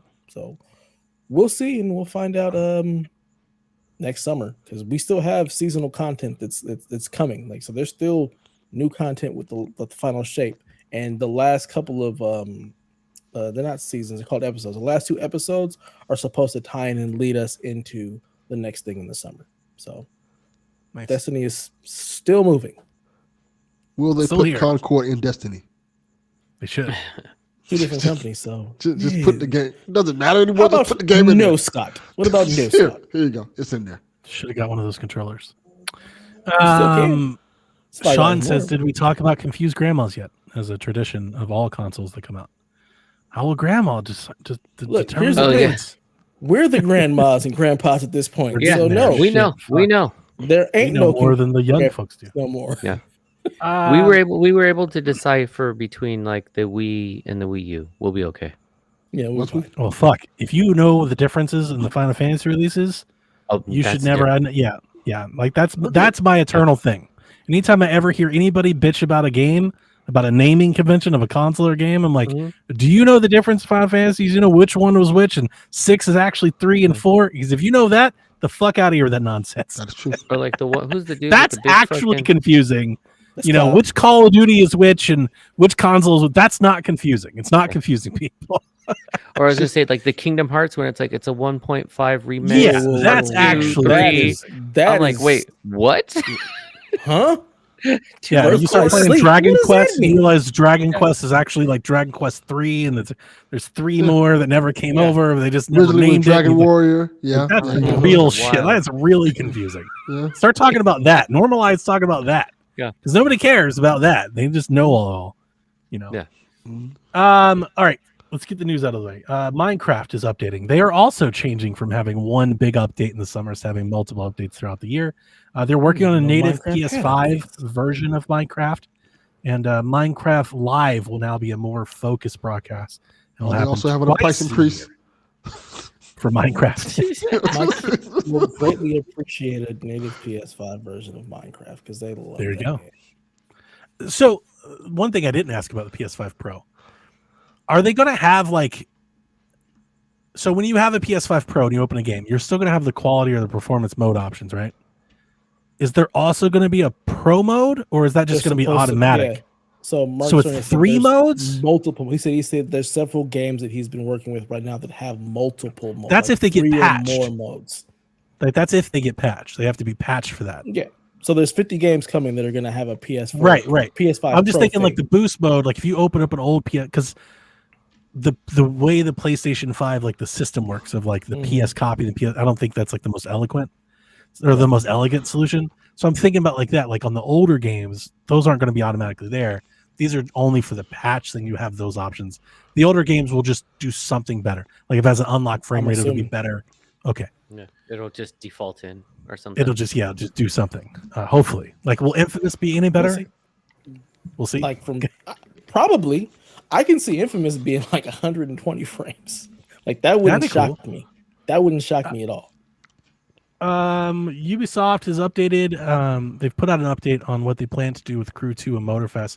There was lots of people were mad when the Crew got delisted because of the online servers and everything. So when they launched Motorfest, they told people that we're going to have an offline play mode, and now they've announced that that'll be coming to not just Motorfest, but the Crew 2 as well. By the way, you can buy the Crew 2 on any storefront right now for $1. Starting November 6th, Motorfest will get 50% better or bigger as they add a new island of Maui for free. So if you pick up the Crew Motorfest, it's just going to get 50% more Motorfest in November. And then there's an offline mode that's on the way. They didn't announce when it's going to come, but it's on the way. I'm actually really excited about that. That'll be something that gets me back in the game. Not because I don't mind being online. It's just like they have like that. It's just like social gaming, right? That we all just come to expect now. Like you get in there and there's a hub and there's people running around and you're out there when you drive, there's other drives. I would like to just be like, you know what, can I just turn this shit off and just go play my game? Especially like that hub launch area. Sean and I were talking about this on earlier on his stream. One of the things that I really like about Space Marine, if people are like, it's kind of short and stuff, like, the thing I love about it is simple. If you read any reviews about Space Marine, you may have come across a few headlines that people are like, Space Marine 2 is a great 360 game. And some people would take that and apply it like in a derogatory term. And I think some people are. Like they're trying to use that as like a, like a stone to throw. Yeah, I think of it as didn't the 360 have an amazing library? Like, okay, well, sure. When I read that, what comes to mind for me is you're not launched until a fucking season pass and a battle pass and costumes and like it's like, do you want to play campaign or multiplayer? That's it. Like there's not all this shit on the screen popping. It's not Call of Duty, it's not like that. Here's 18,000. Like it's simple. Like I'd like to get back to that. Like it's like I think that's a good thing. We need to definitely have more of those games in the space. Yeah, I think some people are like, see, this is 360. Like, man, I could use more of that shit. Plug me back in. Plug me back in. Big dumb stuff. That's I want to go back. Run around. Yeah, I want to go back. We got Gears and shit every year. We got 8 the 3 GTAs. Like, I want to go back. Put me back. Can we just? What if they just release the PS3 and the 360 again? Like, what if they just like, you know what? The sad part is the PS3 will still be $600. Oh no. Dead Island 2 Neighborhood Watch was the Horde mode is coming with a free update in October 22nd. Warhammer Space Marine 2 has become the most played Warhammer game in terms of peak concurrent players on Steam ever. That is a huge thing, not because it's the most played game ever, because there's 80,000 Warhammer games. There's so many Warhammer games. For this one to jump out and be the most played, that's awesome. I hope that signals to them to like, yo, do more. Do this again. Hopefully we don't have to wait another 10 years for Space Marine 3 or whatever. In lesser exciting news, Game Pass Standard tier launched this week. And I'm salty about this one. I don't like this at all. The way your tone just shifted. I fucking hate this. I mean, I hated it when it was announced, and I'm not going to jump off of this thing. Chalfie, do you know what the Game Pass Standard tier is? No. Yeah, that's like your most basic one, right? No, it's not. No. Mm-mm. See, this is why I fucking hate this. The Game Pass Core moment. It's like 3 levels, right? Or something. Oh, it's like I think there's like 5 now if you count PC. God damn. Game Pass Core is the basic level. You get like 20 games on Xbox Live. Here's what Game Pass Standard is, Chalfie. Let me try to sell you on this. You pay them for Game Pass. You cost the same price Game Pass used to cost, except they don't put any day one games in there. They'll put them in there whenever they feel like it. They won't even tell you when they come. Oh yeah, okay, yes, the one that where it's like when they said something last week about some game and they were like, yeah, like it might come, maybe One day. Whenever we think so. They won't even commit to 6 months, a year, 18. No, that's whenever we feel like it. Mm-hmm. So you know what this tier is? This tier is when a game benefits us to be exclusive, we'll keep it. And when a game isn't doing well, we'll put it in your service and you can keep paying us for it. This is I hate this. This I is hate called this the so loser tier, baby. It just goes against the core of what Game Pass was. It's the whole point of the whole fucking thing. Need all of these tiers. It should just be Game Pass. it's just gonna be Sean and I were talking earlier. I think he said versions of Xbox Mahjong. has lost the plot with Game Pass, and I think that's literally the most perfectly way of putting it. Yes. That's it. Nailed it. I can't do it any better than Sean did. I hate this. I hate it so much. God, I wish I could tell somebody. I really wish I could. You did. Told us. Part of me, The 7. when Game Pass launched, they're like, we have a service. It's going to have 100 games. Why can't they make this that? Yeah. We've got 100 games, and our first party games are going. You don't get every game, but our first party, do that.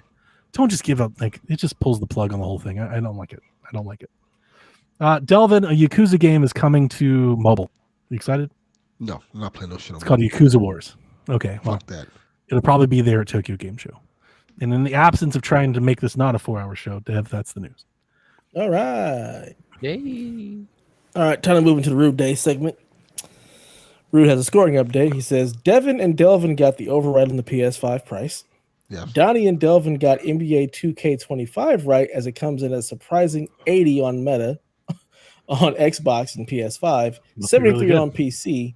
Also, not many reviews, with 11 being the most on PS5. Was I not Do it on for the 11. show? Or did I just pick the under to spike? You picked the under. Okay, I could. Yeah, you probably just counterpicked.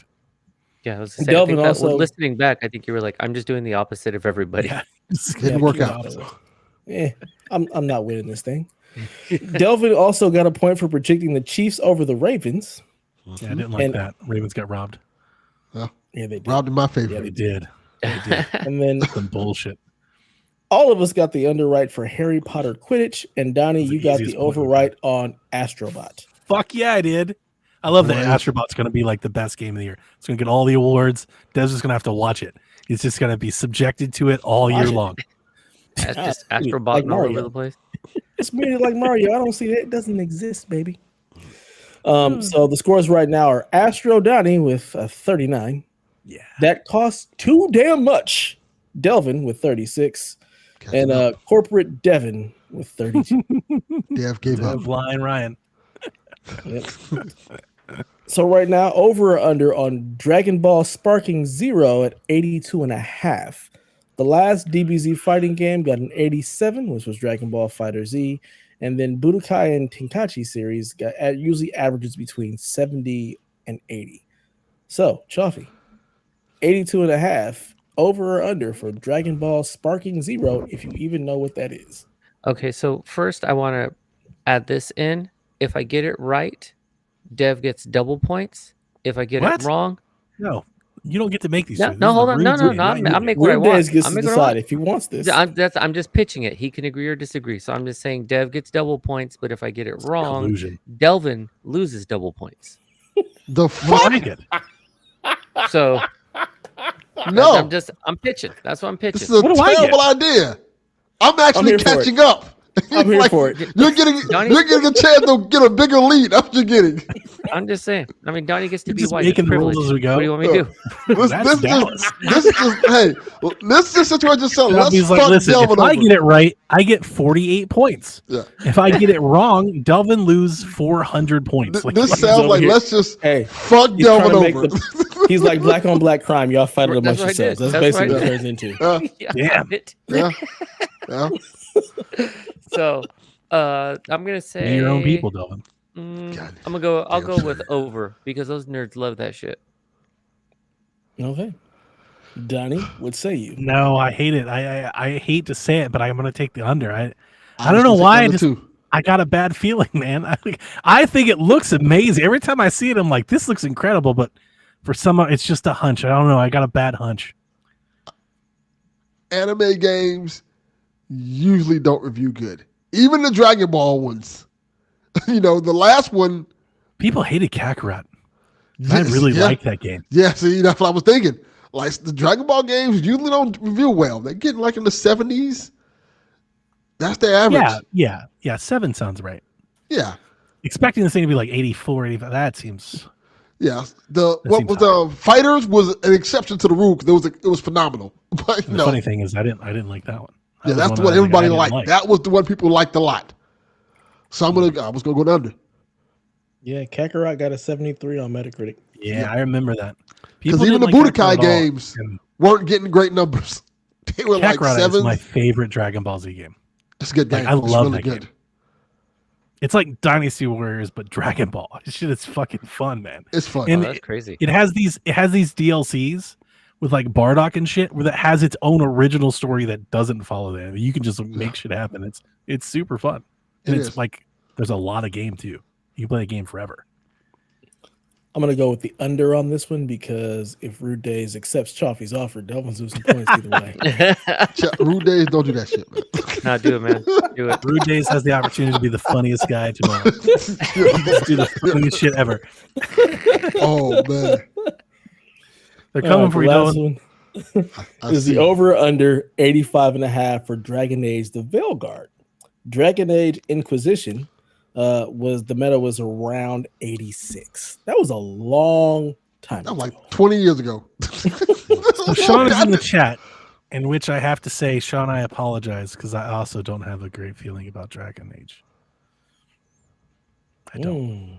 I think the expectations of this is a Game of the Year game, and for whatever reason, and I wouldn't know how to recognize a good versus bad Dragon Age game to begin with, but what I saw, I was like, I don't know. It says BioWare has completely lost the magic. Ooh, I don't know. That'd be bad.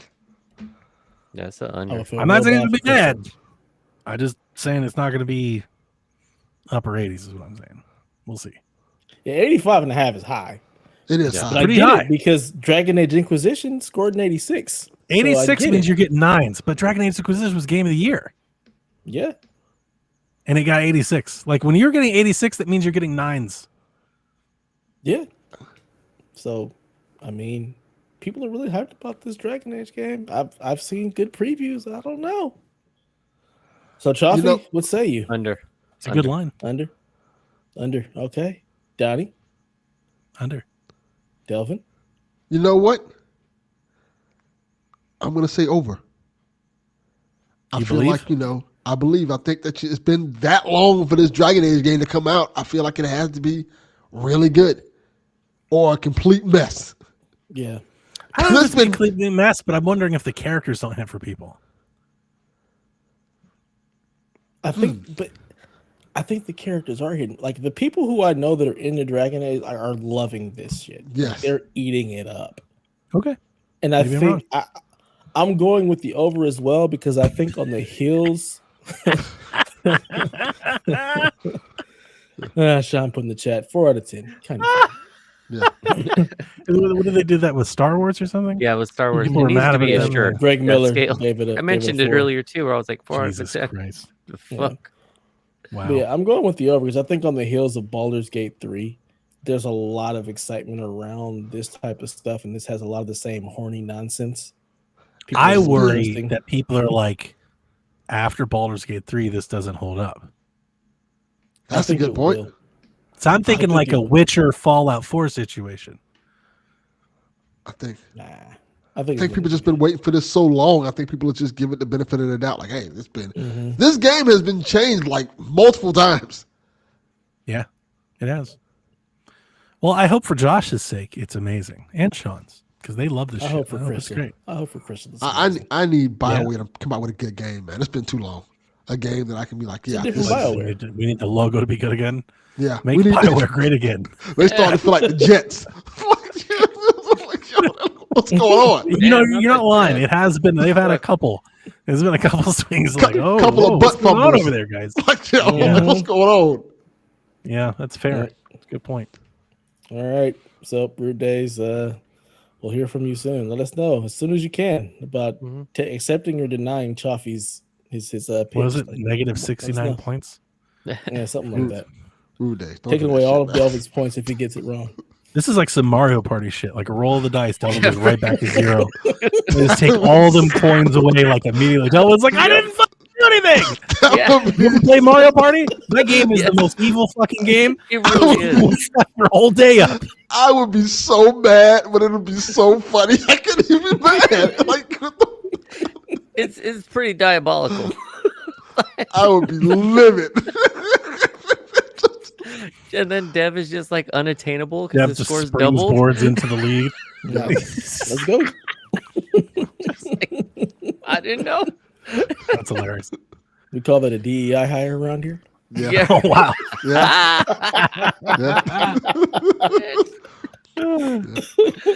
Damn. It's about equity, Rude. Do the right thing. Bring back affirmative action. Oh, man.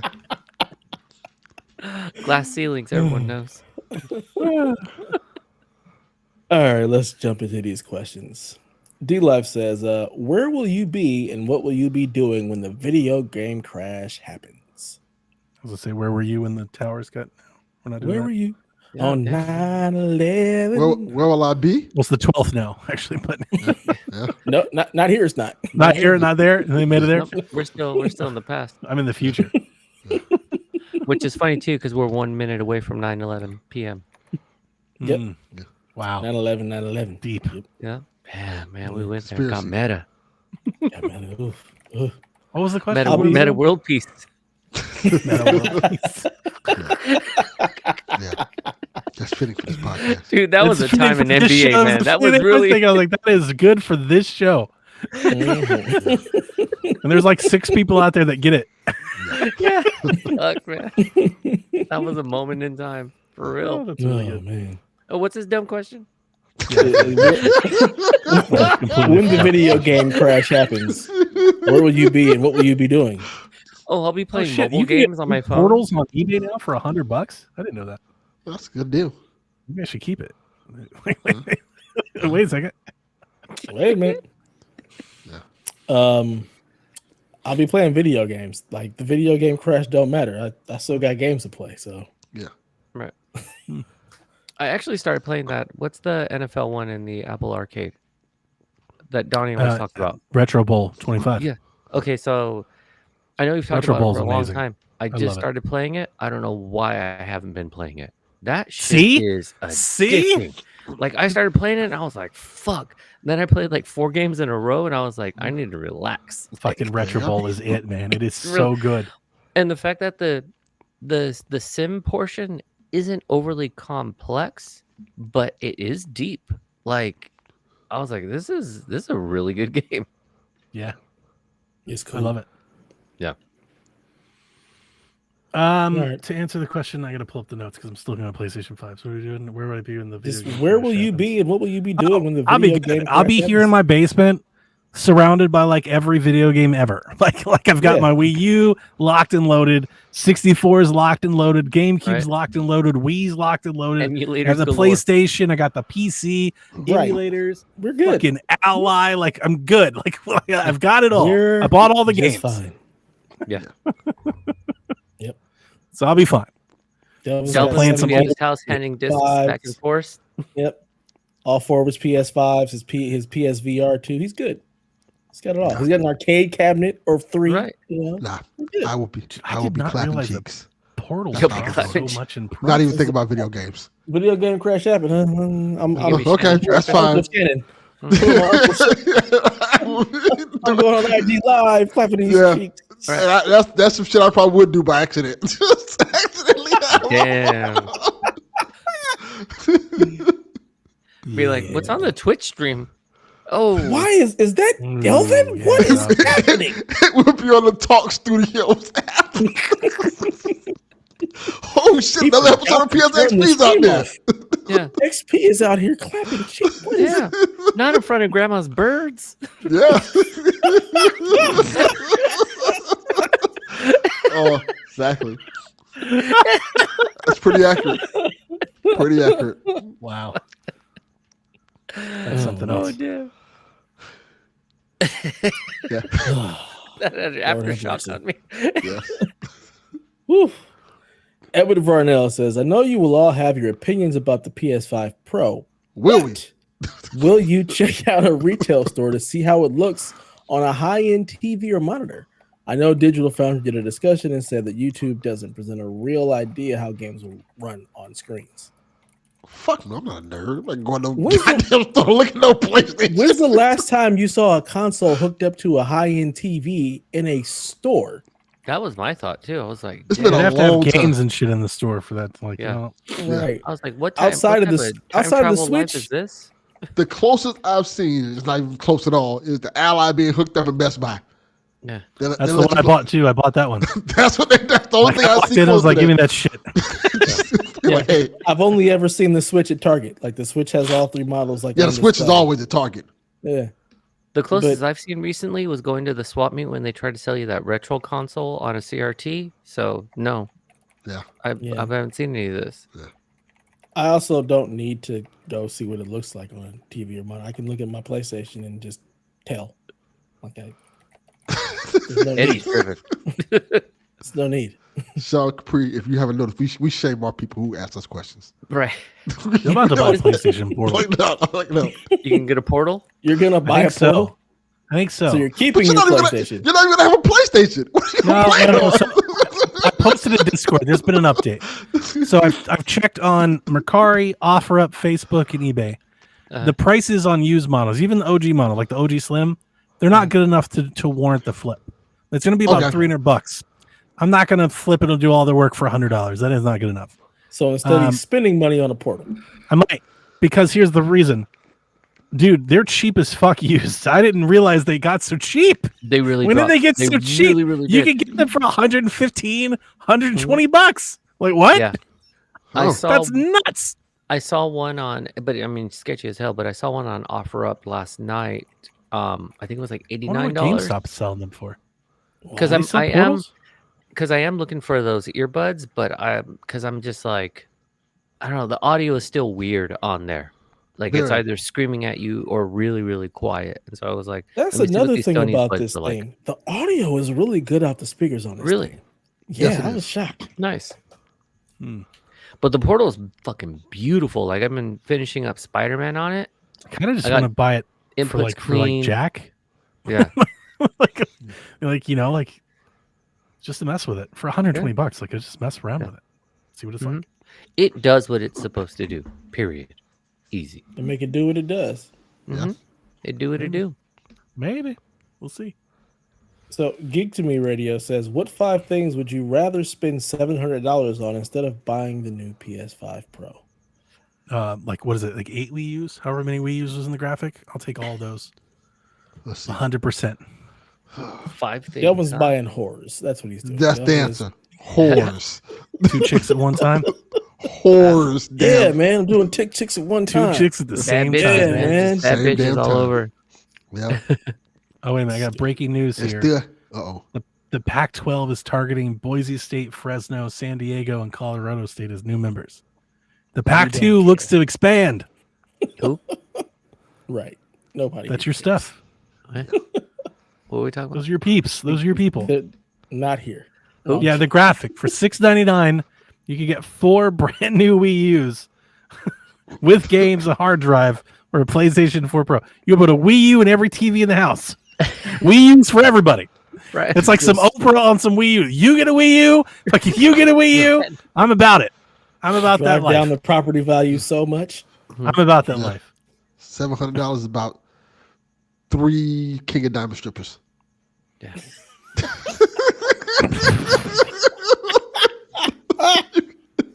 Jesus. You could get about 30 lap dances, maybe.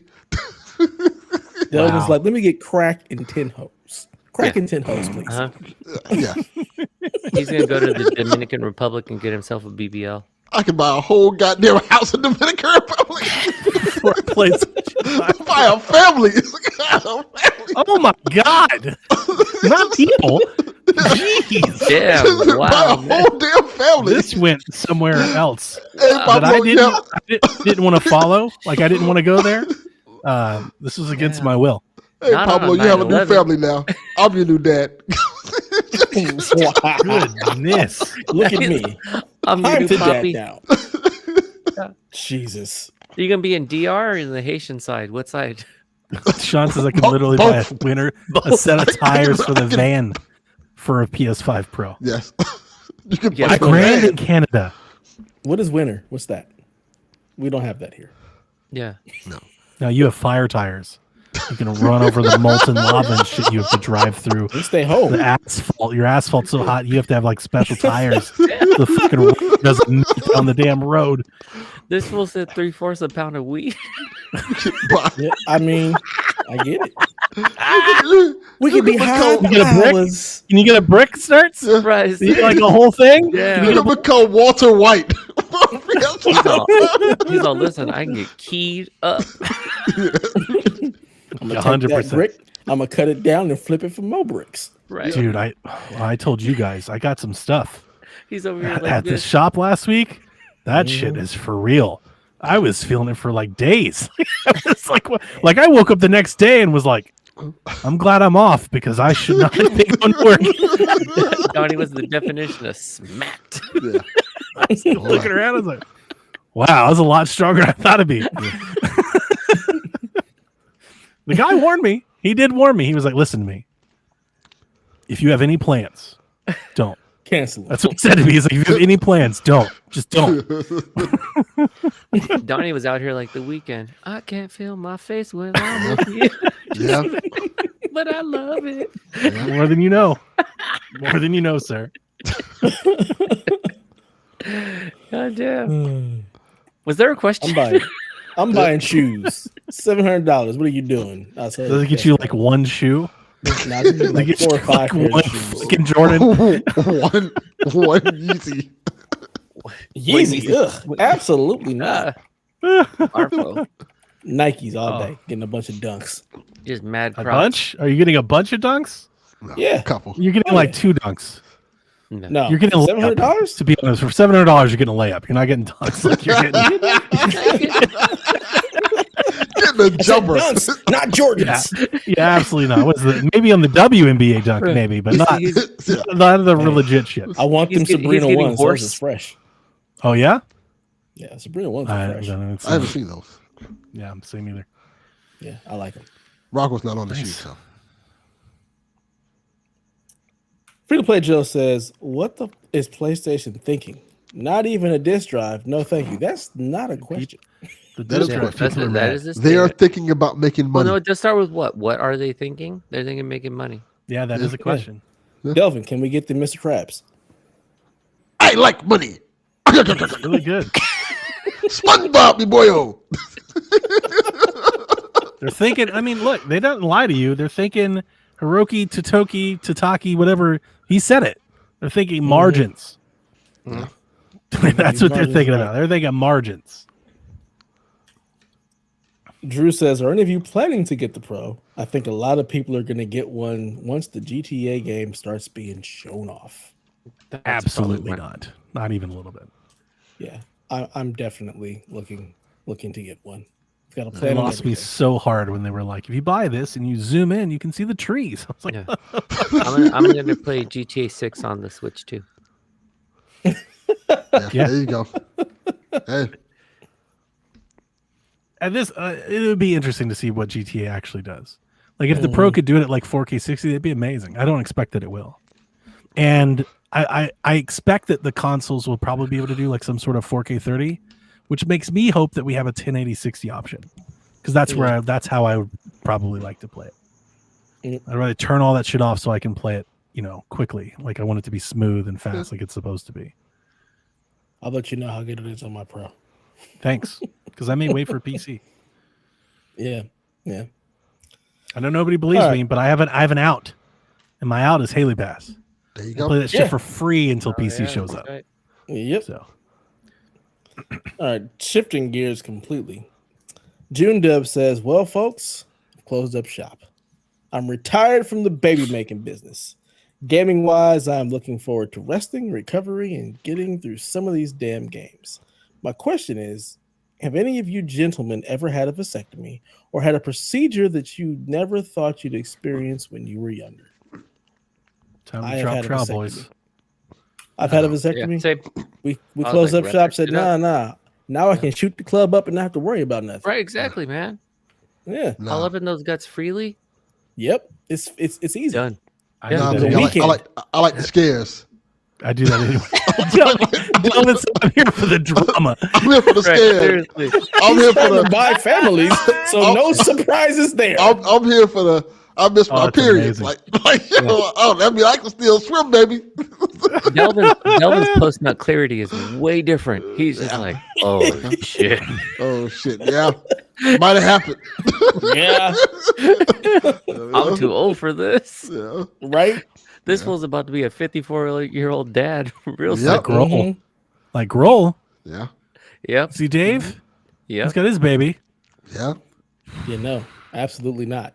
No. Shop zero. is closed. Yeah. No, thank you. Done. Mm-hmm. It's a weekend procedure. You're done. You're good. Mm-hmm. Get some It's a peas, wrap. throw them on your nuts, and keep it pushing. No, Right. I like to keep my stuff genuine. The original parts. Yeah. Like the original formula. Yeah, Coca-Cola. original formula. I'm with you. I'm on Team Delvin. Yeah, and Yeah. I do all that shit Jalfi does. I do all that Yeah. anyway. No. So best of both worlds. Look. Not landing with a fucking. You're not getting anywhere with a knife near my dick. Yeah, Like exactly. absolutely not. Exactly. Look, the original method still work out, baby. Yeah. Just pull out in time. Yeah. I'm good. Yeah. It's about discipline and self-control. All right. Every time is an fear. exercise. I don't have to think about it. Yeah. We're good. Yeah, just Mm. pull out in time. If you go on the face, and go on the face. I didn't even want Wow. No problem. We did not go there. Wow. Joe title. Damn. Look, this PSVG June after Dove's, dark. June Dove's with an extra. He says, I had to, bro. My pullout game is weak. Dude, no, about to have the Waltons. He's like, listen, I got mad kids in the house. It needs Yeah. to stop. I can't be trusted. Sean Capri's got the Can't be best one. trusted, man. PS5 Pro is nothing compared to 18 Save me years. Fact. from myself. Yes. Doc, save me from help me. Help me, Doc. Help me. Yeah. This show has been great. He said I made bad It has been decisions. This show has been super fucking fun. The first few kids was cool. The last couple, I don't know. I can't be trusted, Doc. They Zero. made. Listen, They, Listen, they made. there's so many women. I need help, please. Yeah. I can't be stopped. I'm just like a faucet that's on. Yeah, do you know how many PS5 Pros that is? All of them. That's so many All of PS5 them. Pros. Holy shit. Exactly.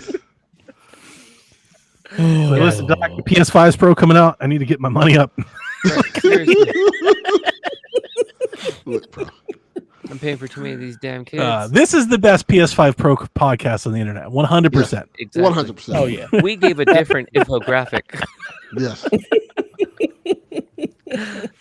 We also did advocating for vasectomies and abstinence.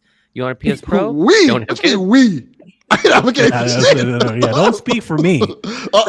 Abstinence. No, I'm saying Abstinence no. is We're not a just saying thing we're just happening saying around you can here. make some choices. You can get a PS5 Pro or you can have these kids. Either way, it's up to you.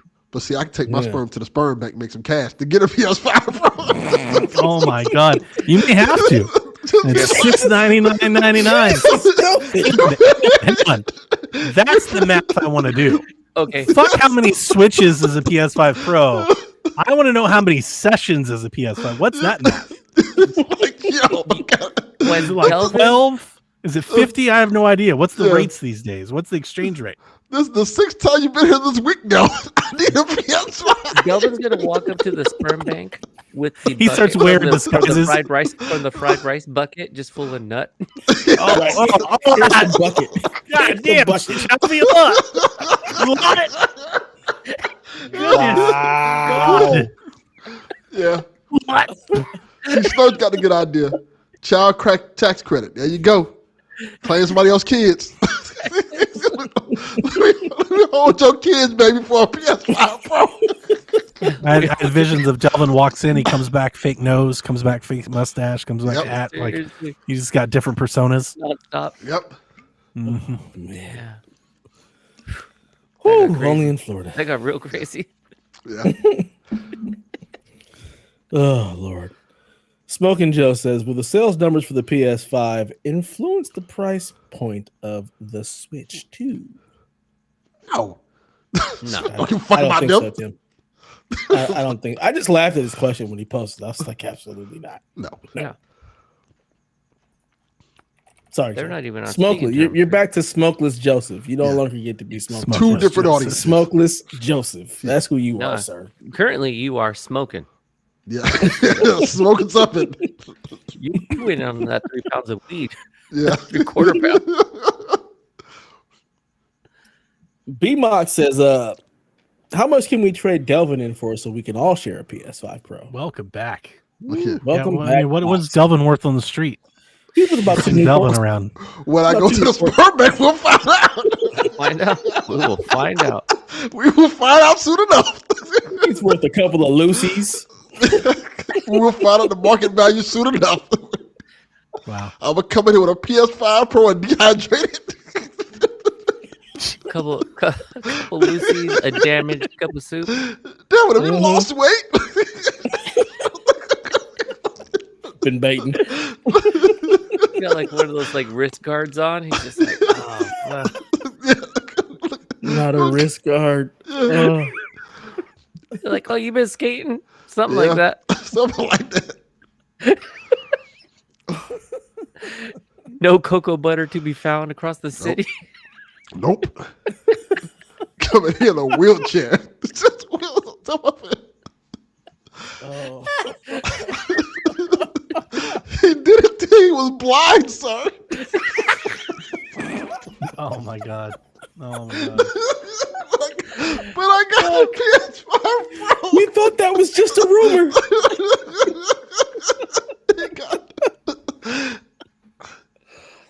Oh fuck. Oh Lord. Whew. Moving on. Yeah. TPR says, will you be down for a Pixar Astrobot film? Why or why not? No, because they're going to make Chris Pratt Astrobot. Because it's going to have Jack Black. Chris Pratt and Jack Black. That sounds terrible. Yeah, I'd watch it. I'd take my kids to it for sure. I'd be down If for Pixar makes it, it'd be great. Form. Yeah, I'm here for it. Yeah, I would too. Yeah. They should have put that in the fucking Amazon show instead of Concord. Yeah. We're really about to watch an episode TV about a video game that's already dead. Yeah. Like video game that game didn't even make it to the fucking to the show. They the made part is probably going to be great as an episode. Yeah, watch that for the show. Maybe that'll be where they'll relaunch it. People are like, give us Concord back. That'd be amazing. How hilarious would that be? Fantastic.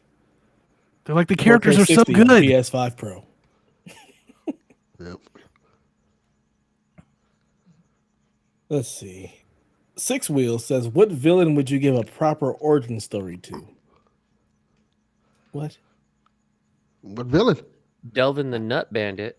Yeah. Oh, perfect villain. Get off the you just heard my supervillain origin story. Trying to get a PS5 Pro. Stop doing this. He was driven to madness. They said $6.99. PlayStation was a yeah. And somehow this thing getting played more serious ass. They're not born bad. Yeah. They're turned bad. In a stroke of genius. By any means necessary. He came upon a great idea. Emphasis on came. He's at the door just banging on the door. Please, let me in. I got another one in me. I'm telling you. I did the math. I'm good for it. This is fucking Seinfeld shit. My stuff is primo. It's primo, I tell you. Doctor's like, it's watered down. Yeah. You're shooting blanks. Man. Get a hold of yourself. It's like some drug cop in the tank. Some drug cop beginning. Yep. I used to be somebody. It's like all half shaven. Yep. Time to nut up. You said you need to hydrate. Oh, that's a great tagline. It's a great bad. Shut up. Let it grip up or clip I up. don't, you guys are the superhero fans. I don't know. They all have villain origin stories, so I don't have an answer for this. Yeah, we just created one. Yeah, we got one. McNutt. Yeah. McDelvin McNutt. The best part is gonna be like 20 years from now, when all these kids from different races just show up looking like me. A bunch of Asian and Mexican Delvins.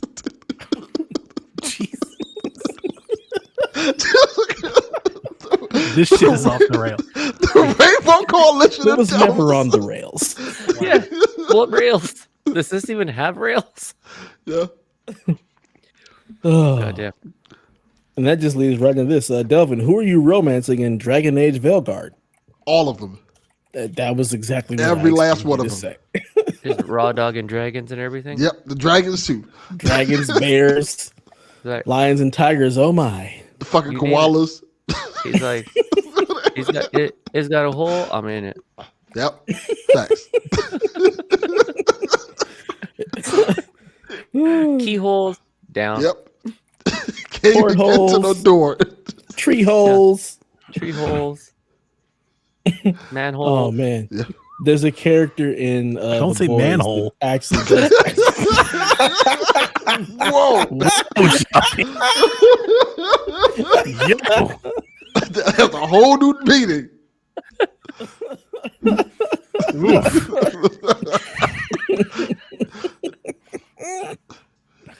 Oh god! Woo! This is a solid ending. Very. Yeah. Yes. All right. So to bring it back to real life here, Sleepy Gamer. He says, so unfortunately, I'm getting a divorce. Dang. But this means I can gift myself something that I probably wouldn't have gotten if I was married. What would be an epic gift to give to myself? Oh, New pussy PS5 Pro. Chicks at the same time, man. At the same time, man.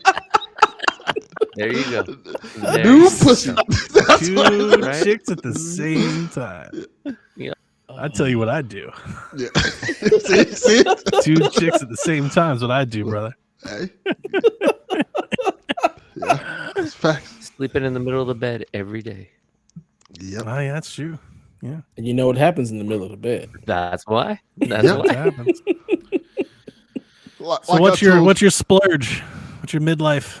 I told Sleepy Gamer offline that it seems rough now, but you finna have some most fun you ever had in your life, boy. Because it's just the whole process of just finding yourself and who you are now, as opposed to who you were when you were married. And that's kind of what I experienced, just like, oh, I can live my life and be who I want to be now.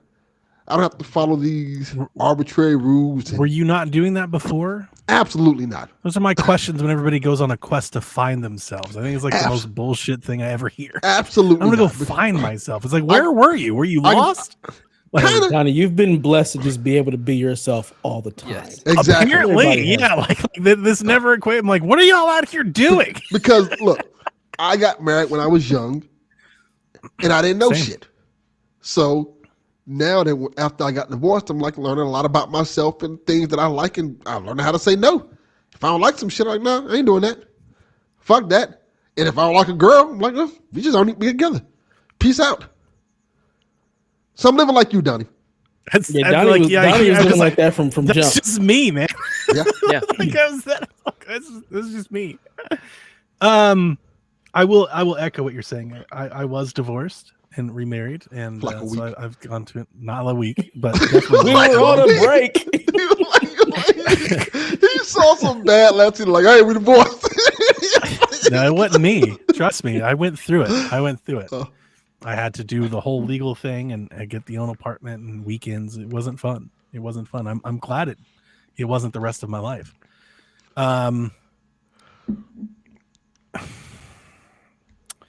It is nice if you've never had it. Like I also married young. I have no idea if this applies to Sleepy Game or not. I married young, and it is nice to have your independence. I'll tell you that the second go around. So if you're open to it, I don't know if it's going through it right now, you may be like never again. And if you are that way, I understand it. Like, I think everybody is. Like, that's natural. Don't feel bad. But eventually, I hope that you open yourself up to new opportunities. And I will tell you that on the second try, the second go around, I did many more things differently the way that I wanted to. Took full control of the situation. And I definitely think it was better for it. It's more memorable. It means more. In all aspects. In living decisions, in location, and like even my second wedding was a million times better than the first. Like, it's bar none, not even close. So there are things to look forward to. But I do know Brendan's got a little girl, right? He's got a little kid, and so that's got to be your priority, man. That's got to be your focus number one. Yep. So splurge, have fun, but make sure you don't drop 1 ounce of ball. Like, just put all that energy there, and then let everything else just fall where it lays. Like, it'll happen. Don't worry about it. You'll be fine. It will. We're here for you. I fucking buy an old muscle car. Like that. Like, I'm just giving you that. Like, go nuts. You're looking to do something crazy? Do that. Go on a trip. Be an old muscle car. Buy a car that you love. Yeah. I don't care if it's a brand new car. Whatever. Buy a car that you love. Everybody should have a car that they love to drive. As I always tell Sean, buy a car you want to fix. Buy something you want to fix. Like, you love it so much, you're like, if it breaks, you're like, I can't wait to fix it. Buy that car. You'll get so much more enjoyment out of it than just a car. Yeah. One of the things I did was I went on a vacation. I started going on vacations by myself just to have fun. That's a good one. And I did one of the things I did was my friends were like, hey, my friends from high school were like, we're going to North Carolina to watch a Heat game. I was like, we can watch a Heat game? They're like, no, let's go to North Carolina to watch a Heat game. And we had so much fun. Just in another state I'd never been to before, going to a Heat game, just hanging out, seeing sights I never saw. Just such a blast, just living life. Do something that's going to make you happy. That's the key. Yep. Yeah, I would definitely echo that and say travel.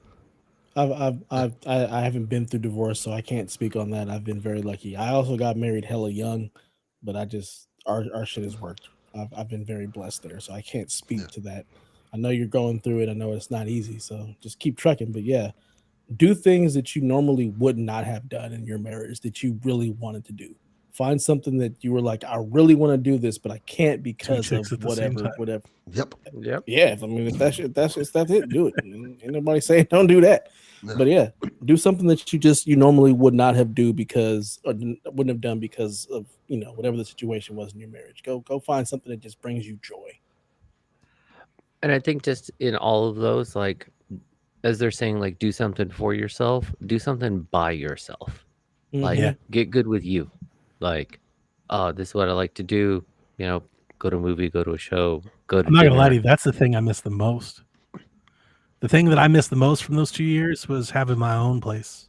Literally, and I mean alone. Yeah. God, I miss the peace. Everything was clean. That. Everything was like, it was quiet. Like, it was, boy, I miss that more than anything. 1,000%. I used to have Mondays off. And it was great. There was nobody in the house. It was quiet. Yeah. Oh, it was lovely. I'll tell you, and I don't know. Up to that point, I had never lived alone, right? Because I got married young, so I was always either with foster care, with my mom, or Melissa and I lived together. And that was the first time I was ever on my own. I think the first 2 months were really tough. Like, I really struggled. Like, I think it was the last place I wanted to be, was just alone, like in my thoughts, like there. Yeah. And then over time, eventually, it was my favorite place to be. I couldn't wait to like just fucking go home, and like shut the door and just have my own little time. It was great. Yeah, it was really great. It really is. Mm-hmm. I appreciate those moments now. Like, I'm by myself. That's good. Yep. I'd also, again, not knowing your situation, but if it's doable and you're interested, I'd also pitch the idea: get a dog, get a cat. Yeah. Yeah. It's a great opportunity. You've got time. It's nice to be wanted, to be cared for, and it helps. I'm an animal person. I don't know if everybody feels that way, but you guys seen, I got a shit ton of animals. Should have saw me a couple months ago. I had like 600 cats. Could I have one of those? Yeah. Where are the cats? He killed them. Everywhere. You didn't hear Trump? You didn't hear Trump last night? Kelvin ate them. They're eating the dogs. They're eating the cats. Where's the bird, Delvin? Bird's okay. Still trying to get rid of that fucker. The bird is okay. Did you feed the cats to the bird? That wasn't a bad idea. He refused. He refused to answer Rebecca when she asked where the cats were. He was like, "They're in a good place." They're in a good place. Damn. He was like, "Did you take them to a farm?" He was like, "Something like that." They crossed the You can rainbow call- bridge. You can call it a farm. They're with Jesus. They're with Jesus. Aren't we all just in a farm, Rebecca? Yeah. Like Yeah. it was like some shady ass sidestep that she didn't get. Oh, by the way, did you listen to Shaq Dev? I pulled the Trump. I went hard for you. He did. Oh, I gave Rebecca a piece of her own medicine for you. Yeah. I did. I would 100%. You did? I was waiting for Shaq. I wanted to do it on Shaq. She was Now giving you I shit for have not to liking listen to it. Astro. Mhm. She did the same thing when Wonder came out. The The exact same thing. And you can tell when I start it, she gets mad. And as I keep going, you can see her the smile comes. She's like, "Shit, he's got me." Yep. It was great. Oh, now I gotta listen to it. I gotta watch it. Actually, I have to watch Yeah. that one. Yeah, her facial expression was great. I thought it was a great clippable moment. That's I was awesome. like, "I've got you. I got you." Excellent. All right, we're gonna wrap this up right now. Thank you, Chaffee, for joining us on this wonderful episode. Thank you for having me on. Yeah, it's been a fun time. We went all over the place. This was a fun show, fellas. Good Yeah. stuff. Yeah. So until next time, do two chicks at the same time. Nice. Goddamn right. Nobody's sleeping in the middle of the bed. The middle of the bed is only where you do the business. But when everybody's ready to sleep, it's the side of the bed that can't be beat. It's the middle of the bed where lovers meet. But when it comes time to slumber, it's the edges. Ooh, ooh, ooh, the edges.